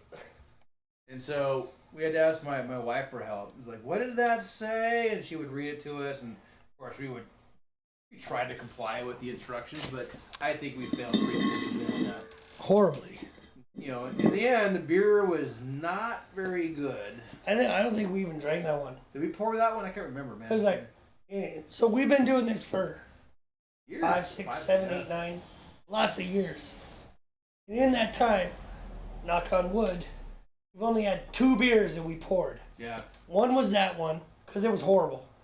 And one was the one that we found in my basement. Yeah. We didn't know how old it was. But we didn't trust it. It's interesting because it's just like digging through things, moving boxes around. It's just like, hey, is that a beer? How old is that? No, we had no clue. We had no idea how old that beer was. There was no way in hell we were gonna, keg it and drink it, but it was just kind of funny. It's just like, you gotta be kidding me, man. How long has this been down here? So yeah. We try to limit the magnitude of drinking when we're brewing because we make mistakes.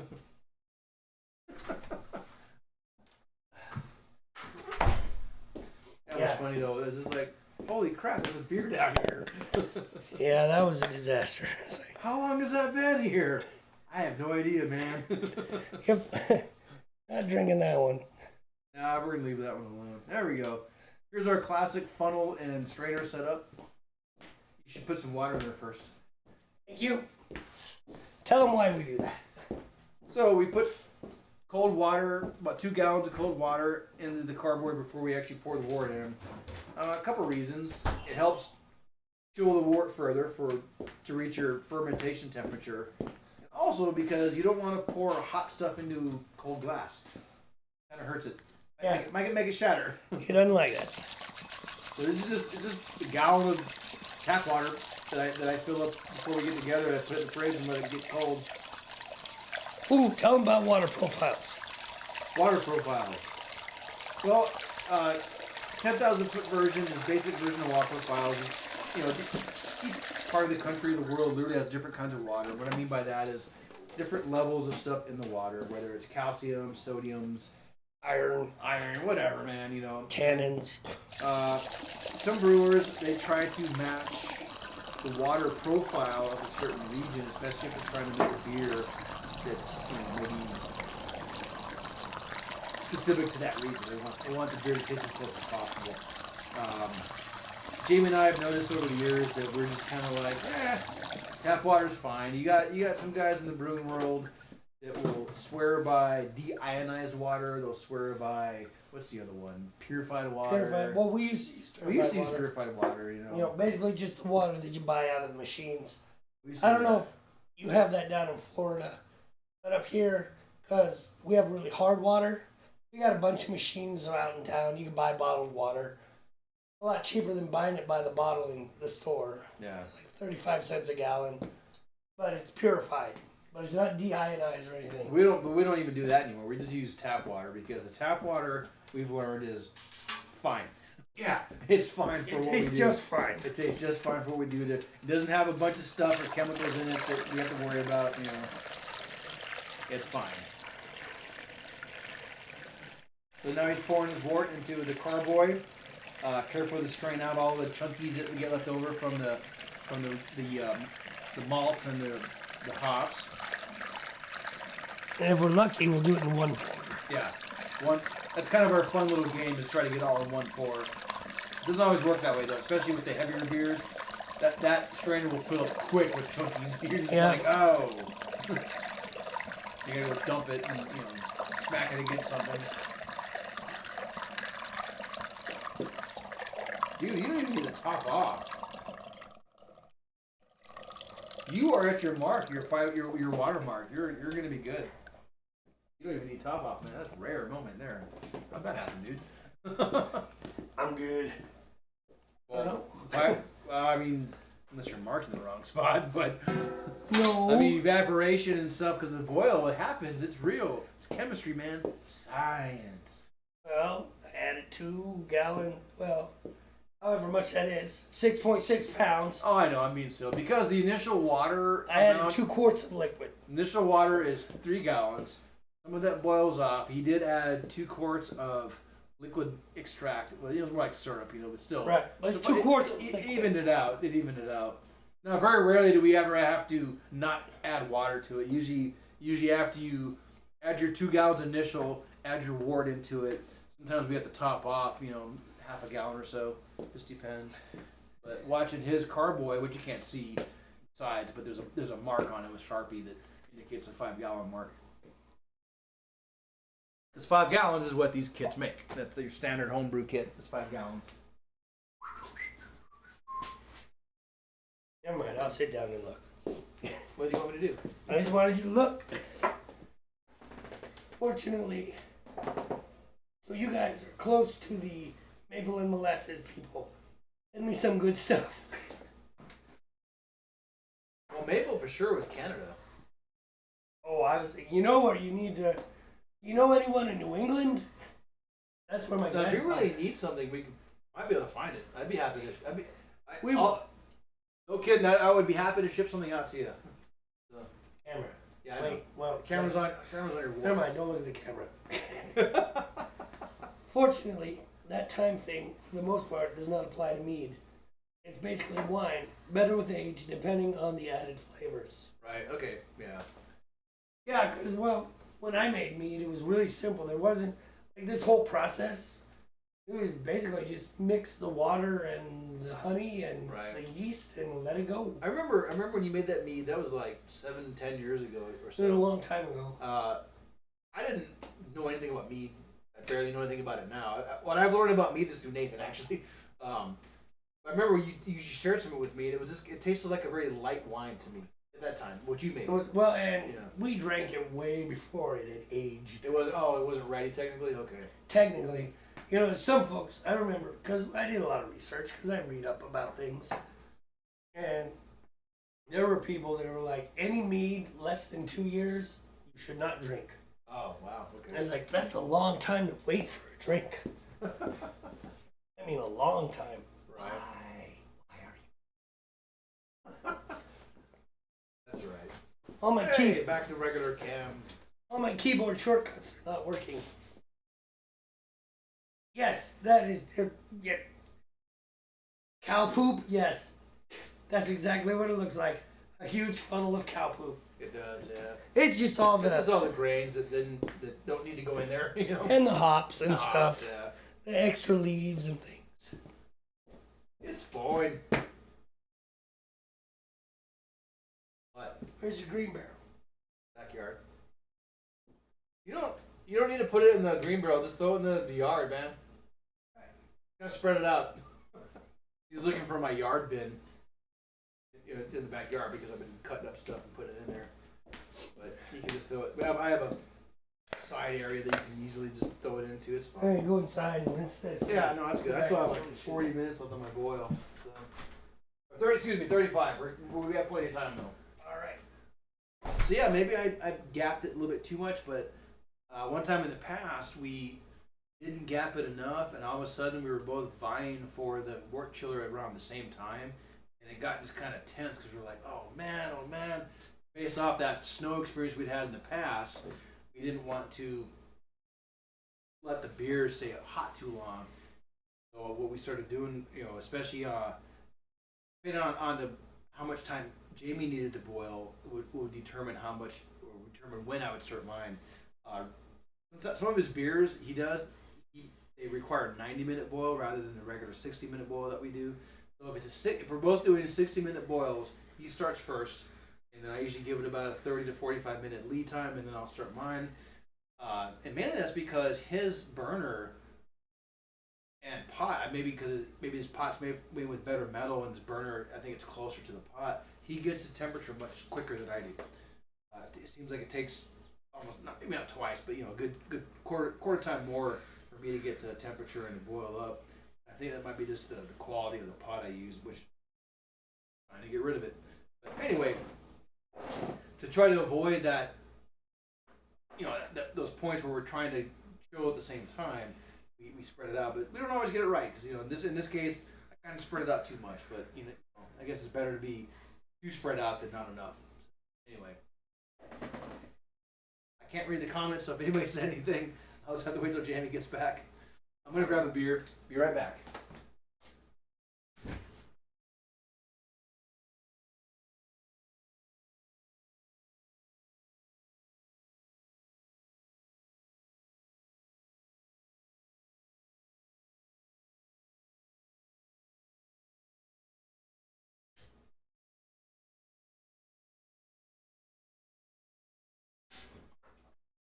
All right.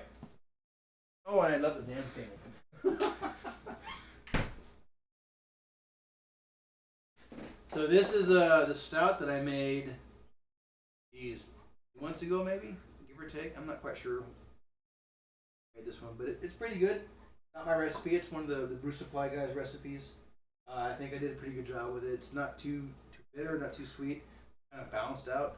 I must have done something weird because it's awfully hazy. I'm not sure why. Oh, the stout. I'm not sure why the stout's so hazy in this case. This one that I made last. I've given up on hazy. But I think it came out. I think it tastes fine. I think it tastes just fine. I've noticed like the longer we let a beer sit, in secondary, the less hazy it is in the end. So That makes sense. What I'm messing with here, this is what's called Whirl Flock. It's like a tablet kind of, but it's about a dime-sized tablet, maybe about a quarter-inch thick or so, and it's made with Irish moss, and there's something else that goes into it. Pretty much what it is, it's like this food-grade anticoagulant, where I'll put it in my boil near the end, and what it's supposed to do is when the wort chills and over time it'll. We're still streaming. What's up? What do you need? It'll like the yeast and other little particles will kind of clump together, and then they'll have more mass, and so they'll sink to the bottom, which will help clarify your beer. I think the big people, like the big brewers and all that, they use filtration systems to help clarify their beers. Oh, But I'm a garage operation, so we just don't have that kind of technology right now in the house. Tastes good. It tastes just fine, cloudy or not. It's still good. The people we share with say it tastes good. Mm-hmm. Or they lie to us. I shared some of this with my band the other day. They're like, "Dude, this is really good." Like, hell, Charles, the drummer. I should say but the drummer. He's not my band, but the band. Charles was like, "Man, even before I tasted it, I knew this was gonna be." He liked the smell. He liked the aroma. That was a good sign. Was he a little bit of a snob? No, well, yeah. I mean, he likes beers like us. He likes. I don't good mean beer. that in a bad way. Yeah. He's a fellow kind of snob in the sense that he likes good beers. He appreciates a good IPA, appreciates a good dark beer. Zach's similar. Zach, again, not my band, the other guitar player in the band I'm in. He enjoys a good beer as well. I think there are more and more people who aren't necessarily beer snobs, but they've just realized that Man, there's a whole world of beer beyond There's the yeah, macro brewers. exactly. I can't attest to the rest of the world, but in the United States, though, it just seemed like forever it was like Budweiser and Busch and Bud Light and whatever. But then Oh, that was it. in the last 25 years, microbrewing and craft beer just really exploded in our own country, and a lot of us as just people who live here, no matter where we are in the world, where we are in the states, we've learned that there's a lot more beer out there. I mean, and it's just like anything else, people who, they're used to grocery store steaks and whatever. Yeah. They're not necessarily steak snobs, but they go to a fancy restaurant with a really awesome steak. They recognize This is is better good, than yeah. what. Well, I mean, man, for years I drank. Nathan might even laugh when I say this. I drank Natural Light for for years, man. When I was in Florida, especially when I was stationed there. We have a video about that. When I was active duty.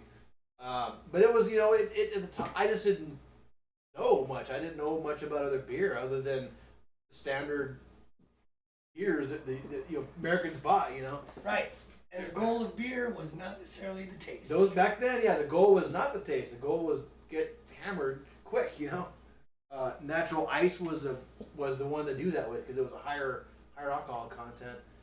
But I just remember drinking a lot of Natural Light when I was active duty in Florida. Not because it was Florida necessarily, just because that's where I learned to drink it. That's where it was. And then I drank Bud Light for a number of years. It wasn't until I was in Japan, interestingly enough, that I learned to start appreciating non-American, yellow beers, And Well, Asahi's pretty good. Asahi is a Japanese beer that's very yellow style, though. Yeah, it is. But it doesn't taste bad, though. Sapporo, I like Sapporo. Saporo's good. I wouldn't drink more of that. No, but where I learned to appreciate other beers was a friend of mine. We were stationed together there.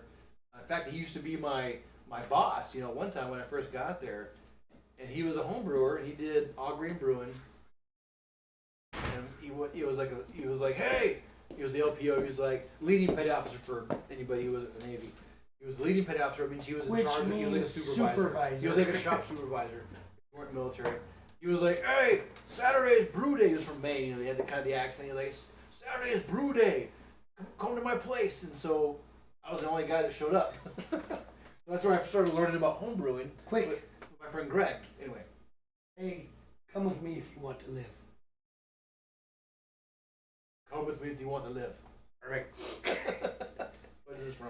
Nathan says, Steve, with those glasses, you have to say, come with me if you want to live. Yeah, I'm blind, man. The sun is coming right. Every time I look at Jamie, when I get blind. What is it? It's like the sun loves you. Yeah, your house too is like Yep. that.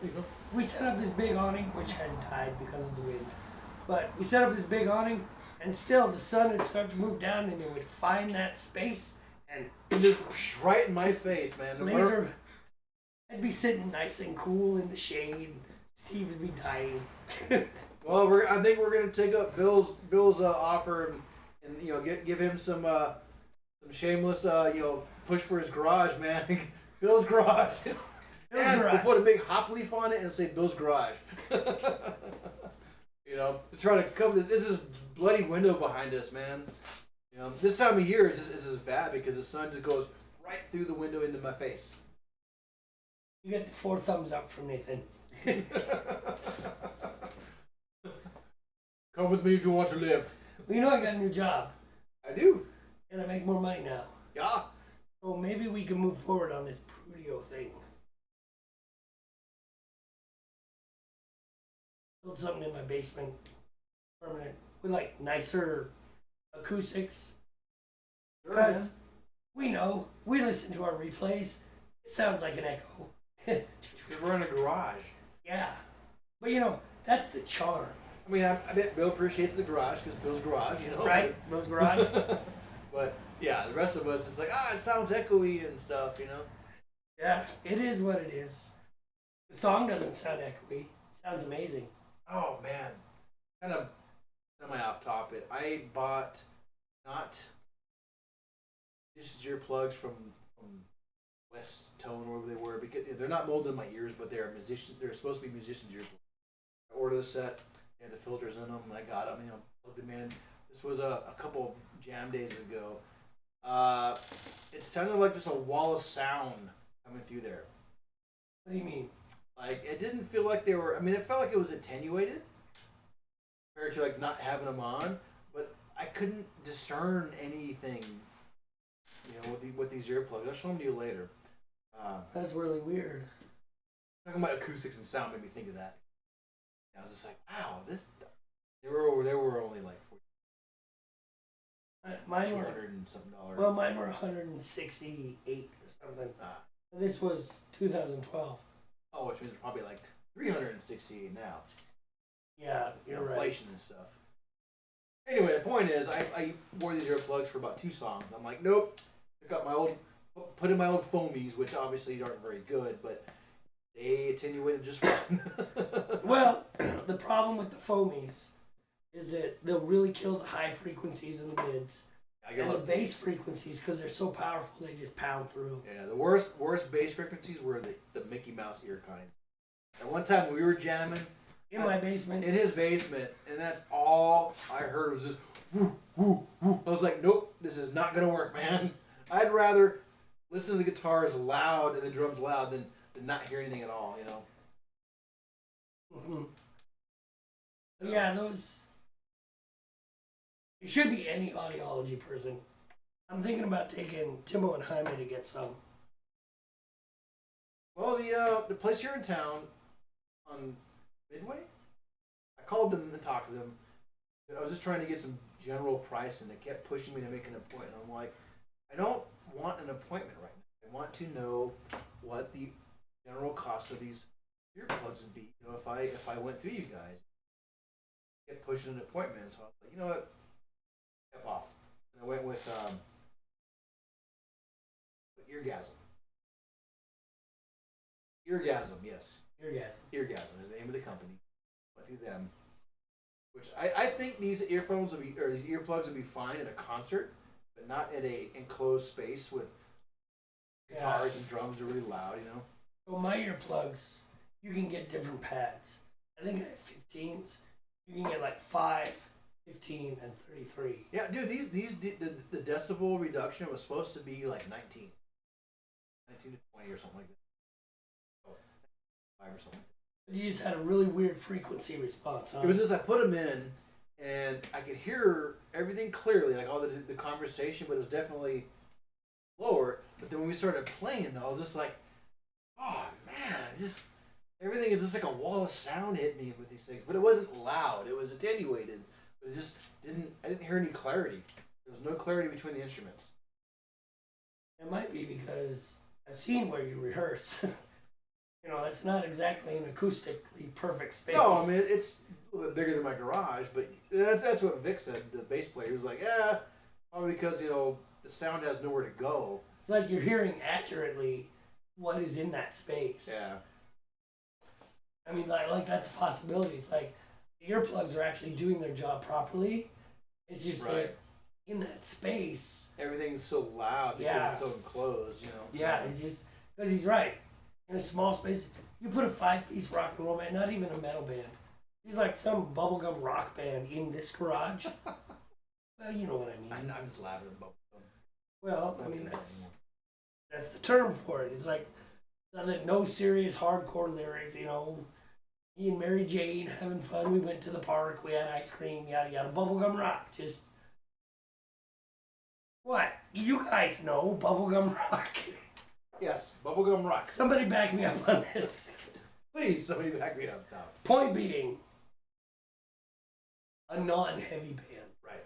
you know, and in this space, it'd crush you, and the bass would stack up in the corners, and the treble would be going all over the place, and it'd be horrible in this garage because this is practically a cube, which is the worst acoustic shape. It is not designed for acoustic. No, it's a garage. It's a garage. There's a motorcycle in it. Yeah, And there's a car in here when we're not brewing, you know, so. the car needs to stay. I love your car. I don't know why. I love your car. Don't ever get rid of that car. It needs work. It doesn't matter. I found something that was wrong with it. I'm kind of upset. I'll tell you about it later. I got a guy. You speak Spanish? Yes. All right, I got Not a very guy. well, but I speak Spanish enough that I might be able to communicate with your friend. It's okay. Gabriel can figure it out, man. Unlike, some people, I can roll my R's. He's gonna hit me. I'm gonna go home. That's what I'm gonna do. Hurt my feelings. Not my fault. I'm genetically different. Oh, that's alright, man. I also have webbed toes There's on a my lot foot. of there's a You lot gonna of make fun of that? There's a lot. You gonna make fun of my webbed toes? Aquaman. I'm kidding. Shut up, you R-rolling non-webbed toed freak. I have webbed fingers. See, there you go. Webbed hands. I can swim very well. My webbed toes have not helped with, because it's only two. Oh. Not like all of them, it's just two. Ooh, alright. Two webbed toes. All jokes aside, though, yeah, I might actually hit up. What the hell was that? Fish. I might hit up through you. I might talk to Gabrielle because I think that the car we're referring to is a 2000 Trans Am. I noticed there's some weird body work that didn't get fixed properly. Pisses Body me off. work? Yeah, pisses me off. No, you don't need to talk to Gabrielle then. You need to talk to Carlos. Okay, I'll talk to Carlos then. No, I didn't Well, my get mechanic friends the are car. The Mexican. car didn't get into a wreck in a conventional sense. It was parked to the side of a house. Somebody backed into it, beefed up my front end. It got replaced, but I just noticed today that when I shut the hood because I had to charge the battery, I shut the hood. That there's a crack in the paint, and where the hood is impacting part of that front end. I started kind of comparing things. And I'm like, this isn't installed right. The front end's not installed correctly. So I don't want to get into a big thing about that. But point is, I'm a little upset, and so I need to get this car looked at professionally. They get that front end looked at again. Whether it's your friend Carlos or Gabrielle. I was gonna say, for that, I would go to Carlos. Okay. But don't talk to Carlos. Talk to Leslie. Okay, I'll talk to Leslie. Right. Because I can't understand Carlos in English or Spanish. Oh, okay. I don't Accent, know. huh? No, it just. Well, yes, but no. Because I can't understand him in Spanish either. Okay. He's just got, I don't know, something about the way that he talks. It's like, It's just kind of like, slurry. It's just like, I can't understand it. What the hell is he saying? It's one of the reasons I love Gabrielle. And the other day, so I told you that I believe that Gabrielle slowed down his speech. Talk to me. Yeah. So he came in with some woman from the South End, right, working on her Nissan. All she needed was those little lift supports for her tailgate, right? Oh, okay. Easy fix. We measured them, pop, pop, pop, done, right there in the parking lot. Right, she was happy, all that fun stuff. But she spoke Spanish. I was kind of proud of myself, right? Because Gabrielle comes in, says hola, I'm like, hola. Says hola too. She said 3 words, and I looked at her, I said, do you speak English? In English. She's like, yes, I do. I was like, I knew it. I could hear it in her accent, the way she spoke Spanish. Like, she's a native Spanish speaker. She's Mexican. Right. Born in the United States, but she's Mexican, right? So she grew up speaking Spanish. And I could just hear it. It's like, You knew. you Like, speak English. I could tell. And she spoke excellent English and excellent Spanish. It frustrates me because I speak lousy Spanish. Don't even try to have a conversation. My Spanish is very minimal. And it's not because of, I just don't know enough yet. Well, yeah, that's. I'm well, still that's learning. just- I'm still learning. How long you been studying Spanish? 6 months? Maybe a year or 6 months. Right. A year at the most, yeah. I have literally been studying Spanish 20 years. Oh. Like, when I got married, I started, so 25 years plus. Oh, okay. You know, I started studying Spanish on and off, right? Sometimes harder, sometimes less. You know, when I went to college, I took Spanish as courses, which is great if you want to talk about your homework. Not so great if you want to try and sell auto parts. Yeah, I can see that. But then a lot of words, and then just, you know, right now I listen to my podcast almost every day. You know, jump in the car with Timo, taking him to work, fire up the podcast, just listening to Spanish. And then finding someone to talk to. My mother-in-law's in town right now. I speak to her. She'll speak to me in Spanish a lot more than Wendy will. Right. Lydia speaks better Spanish than Wendy does because that's Lydia's first language. You know, she had to learn English. Spanish is what she grew up with. Gotcha. Oh, the best acoustic setup is an oval, and through math/science, you can find the perfect spot for sound. You know, I didn't know it was an oval. I did know it's non-parallel walls, which an oval doesn't have any. Yeah, I knew parallel about walls. that because when I was researching a crap, I can't think of the name. It was for my amplifier to put in isolation box, an ISO box. Right. What was recommended was not symmetrical walls. Yeah. Parallel is bad. No symmetrical walls, no parallel walls.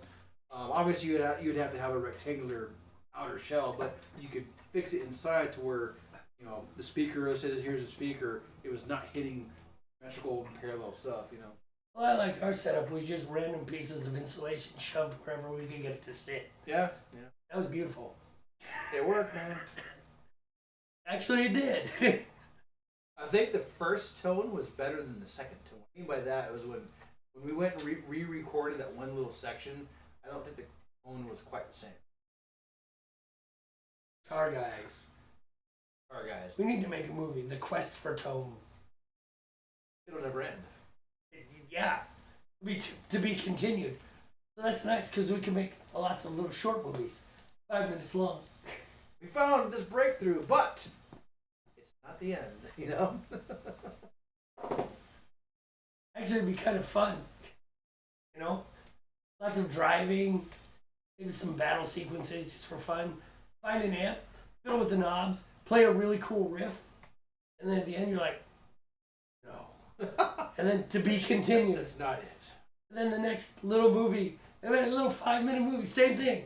You know, driving, little battle sequence with whoever. You know it's going to change all of that. different amp, fiddle with the knobs, play a different riff, really cool riff, right? Blue, blue, blue. Oh? Blue, blue, blue, blue, blue. Please don't ask. Bibbidi bibbidi. Hi. Bye-bye, ladies and gentlemen. What's Off that? Yeah, stage. those are jars of ragu tomato sauce. They You work. could put those out there. Please don't ask me to make sound effects again. I won't. Throw the whirly flock. We still have 2 minutes and 40 seconds left. Do not throw the whirly flock. Wait. I will wait, but I'm going to crush it and be like, Excuse me, dear friend Nathan. The pick of destiny, but cooler. Not just his comment. The pick of destiny, just not as cool. nice reference. Better. You know, I might be able to take my glasses off now. Hey, wait, one more. Get to the chopper. I don't think he was wearing the glasses in there. He wasn't. It was all bloody and stuff. Yeah. That was OG Predator, man. OG Predator. Let me go get some ketchup. I'll be right back. Oh. Don't you? Doesn't know how to sacrifice for his art. No. I mean, you've got ketchup in there. I have a lot of ketchup. It take me just a minute. Just. A little bit of mud. Get to the chopper. You know. But we need a Hispanic girl to be the. I got one. Great. Get Wendy over here real quick. I don't think. Get to the chopper. I don't think she's watching anymore. Probably not. There's only 2 people. I think it's Bill and Nathan. Everybody's just like, oh my god, I gotta go. These yahoos. These guys. Alright. We're done in less than 2 minutes and I'll put my. Oh hey, just to give Bill some acknowledgement for his comments. He did say there's some what did he say? There's a honey outfit sold at Farmer Market in Coopville or Greenbank. Or Oak Harbor. Oh, good, Green Bank, good point, yeah. So go down south, we can check those folks out. Yeah, Bill, you're right, man. Thanks for the tip on that one, because I forgot about that. But I really am. I don't think we're gonna get. I know we're not gonna get orange blossom. That ain't gonna happen. I mean, that's a Florida thing, definitely. Maybe snowberry. I don't know if we have snowberries up here. I don't know. I have to ask about that. I know when And Brandy, definitely not palm. Well, Brandy has a business card for a local honey producer. That what they do oftentimes is when there's like the festivals downtown and stuff, they'll have a stand, and so she'll buy some of their honey, and not enough to make meat out of. But I could probably talk to them and be just like, hey man, what do you have? And uh, based off Nathan's recommendations on types and stuff and what to avoid and what to use, I could probably talk to producers. That might be kind of fun. I think we should do this. I think we need to make meat because my mom is gluten intolerant. Well, at least she says she's gluten intolerant, right? I have no reason to not believe her. Right with your mom. Why would you not believe that? Other than my You're right back. general. Just grabbing the hops, man. Anyways, I think it'd be really cool if we made like a really nice mead, because that's a wine, and she is into wine. Oh, So here, we're gonna drink our beer. You drink mead. You have homemade meat that we made. Please wear this horned helmet while you do. Horned helmet. Come on, mead, Vikings. Come on. I know, but I'm just laughing though. I'm like, really, horned helmet? I'm not quite sure. Down with it. Think about my mom. It fits. You think so? Oh yeah. All right. Well, it's your mom. You know her better than I do, so I'll hand her a battle axe too. Is it when we have one horn on it? Yes, just one horn. The other one will be broken jaggedly. Jaggedly broken. And a breastplate. And then I'll ask her to sing. Wait, we're not doing Ride of the Valkyries here, man. Oh, damn it. I was getting there. I was waiting. I knew where you were going, man. My mom would do it. She loves to sing. Oh, wow. All right, I have 8 minutes left on mine. More comments? The last one we have is Pick Up Destiny, just not as cool.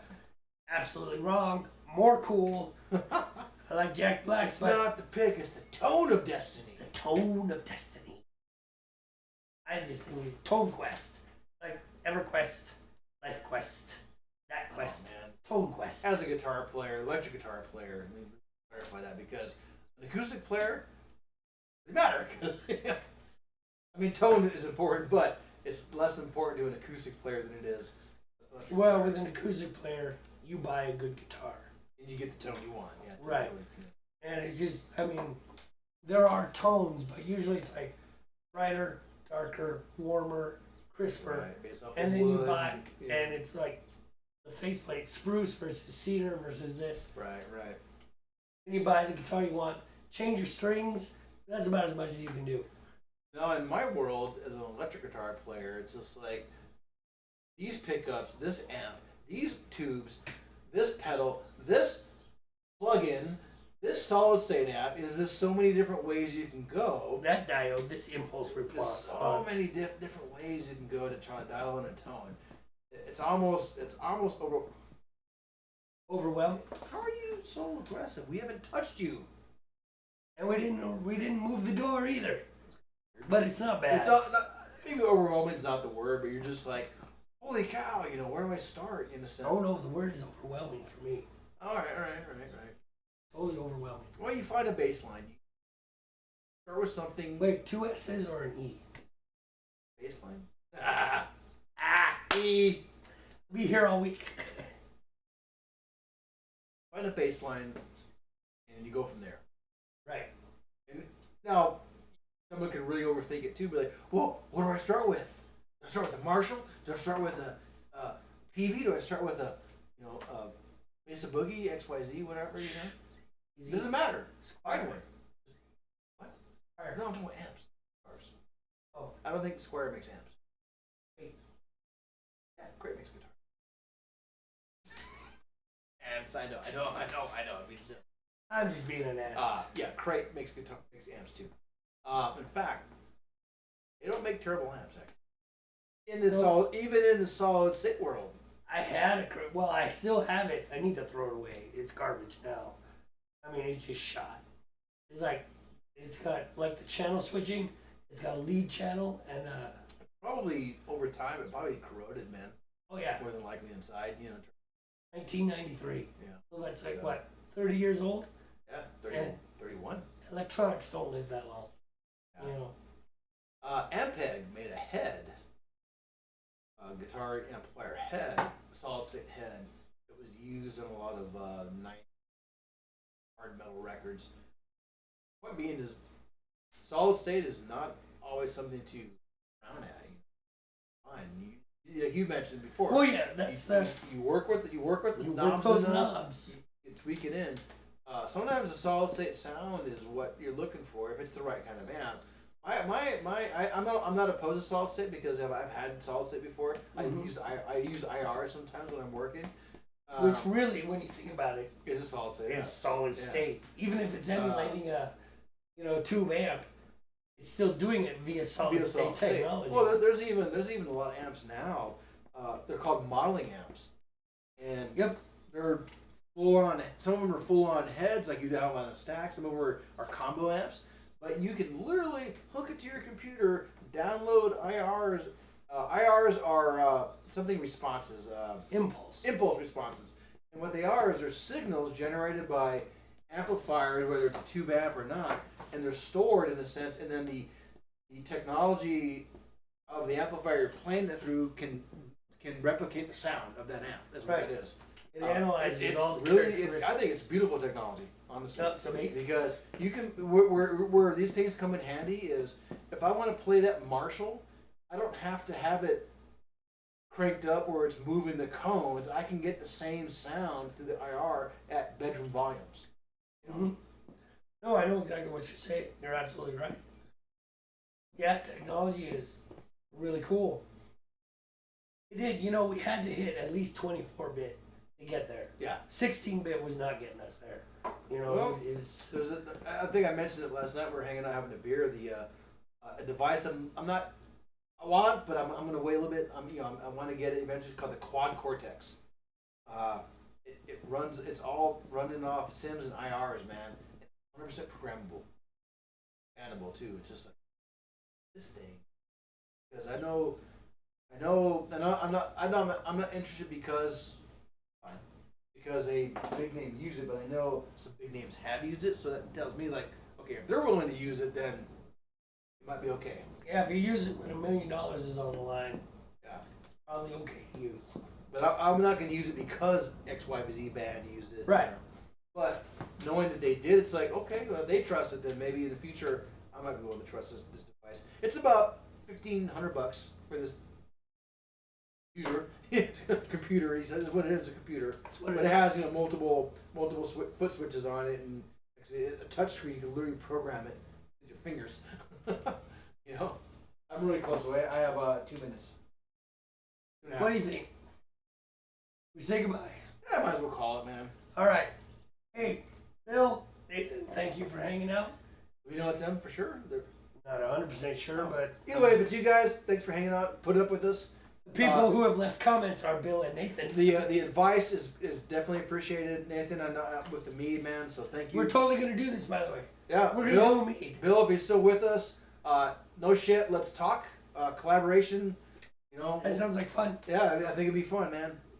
Mind you, we are the most professional broadcast this side of Columbia, so expectations are high. All right. Hey, like we always sign off. What do I say? Relax. Don't worry. Have a homebrew. Or a mead, or whatever you make. Yeah, whatever it is, whatever your thing is. Yeah, I have a minute and a half left, so. How do I shut this off? Oh, is this off yet? I hate that.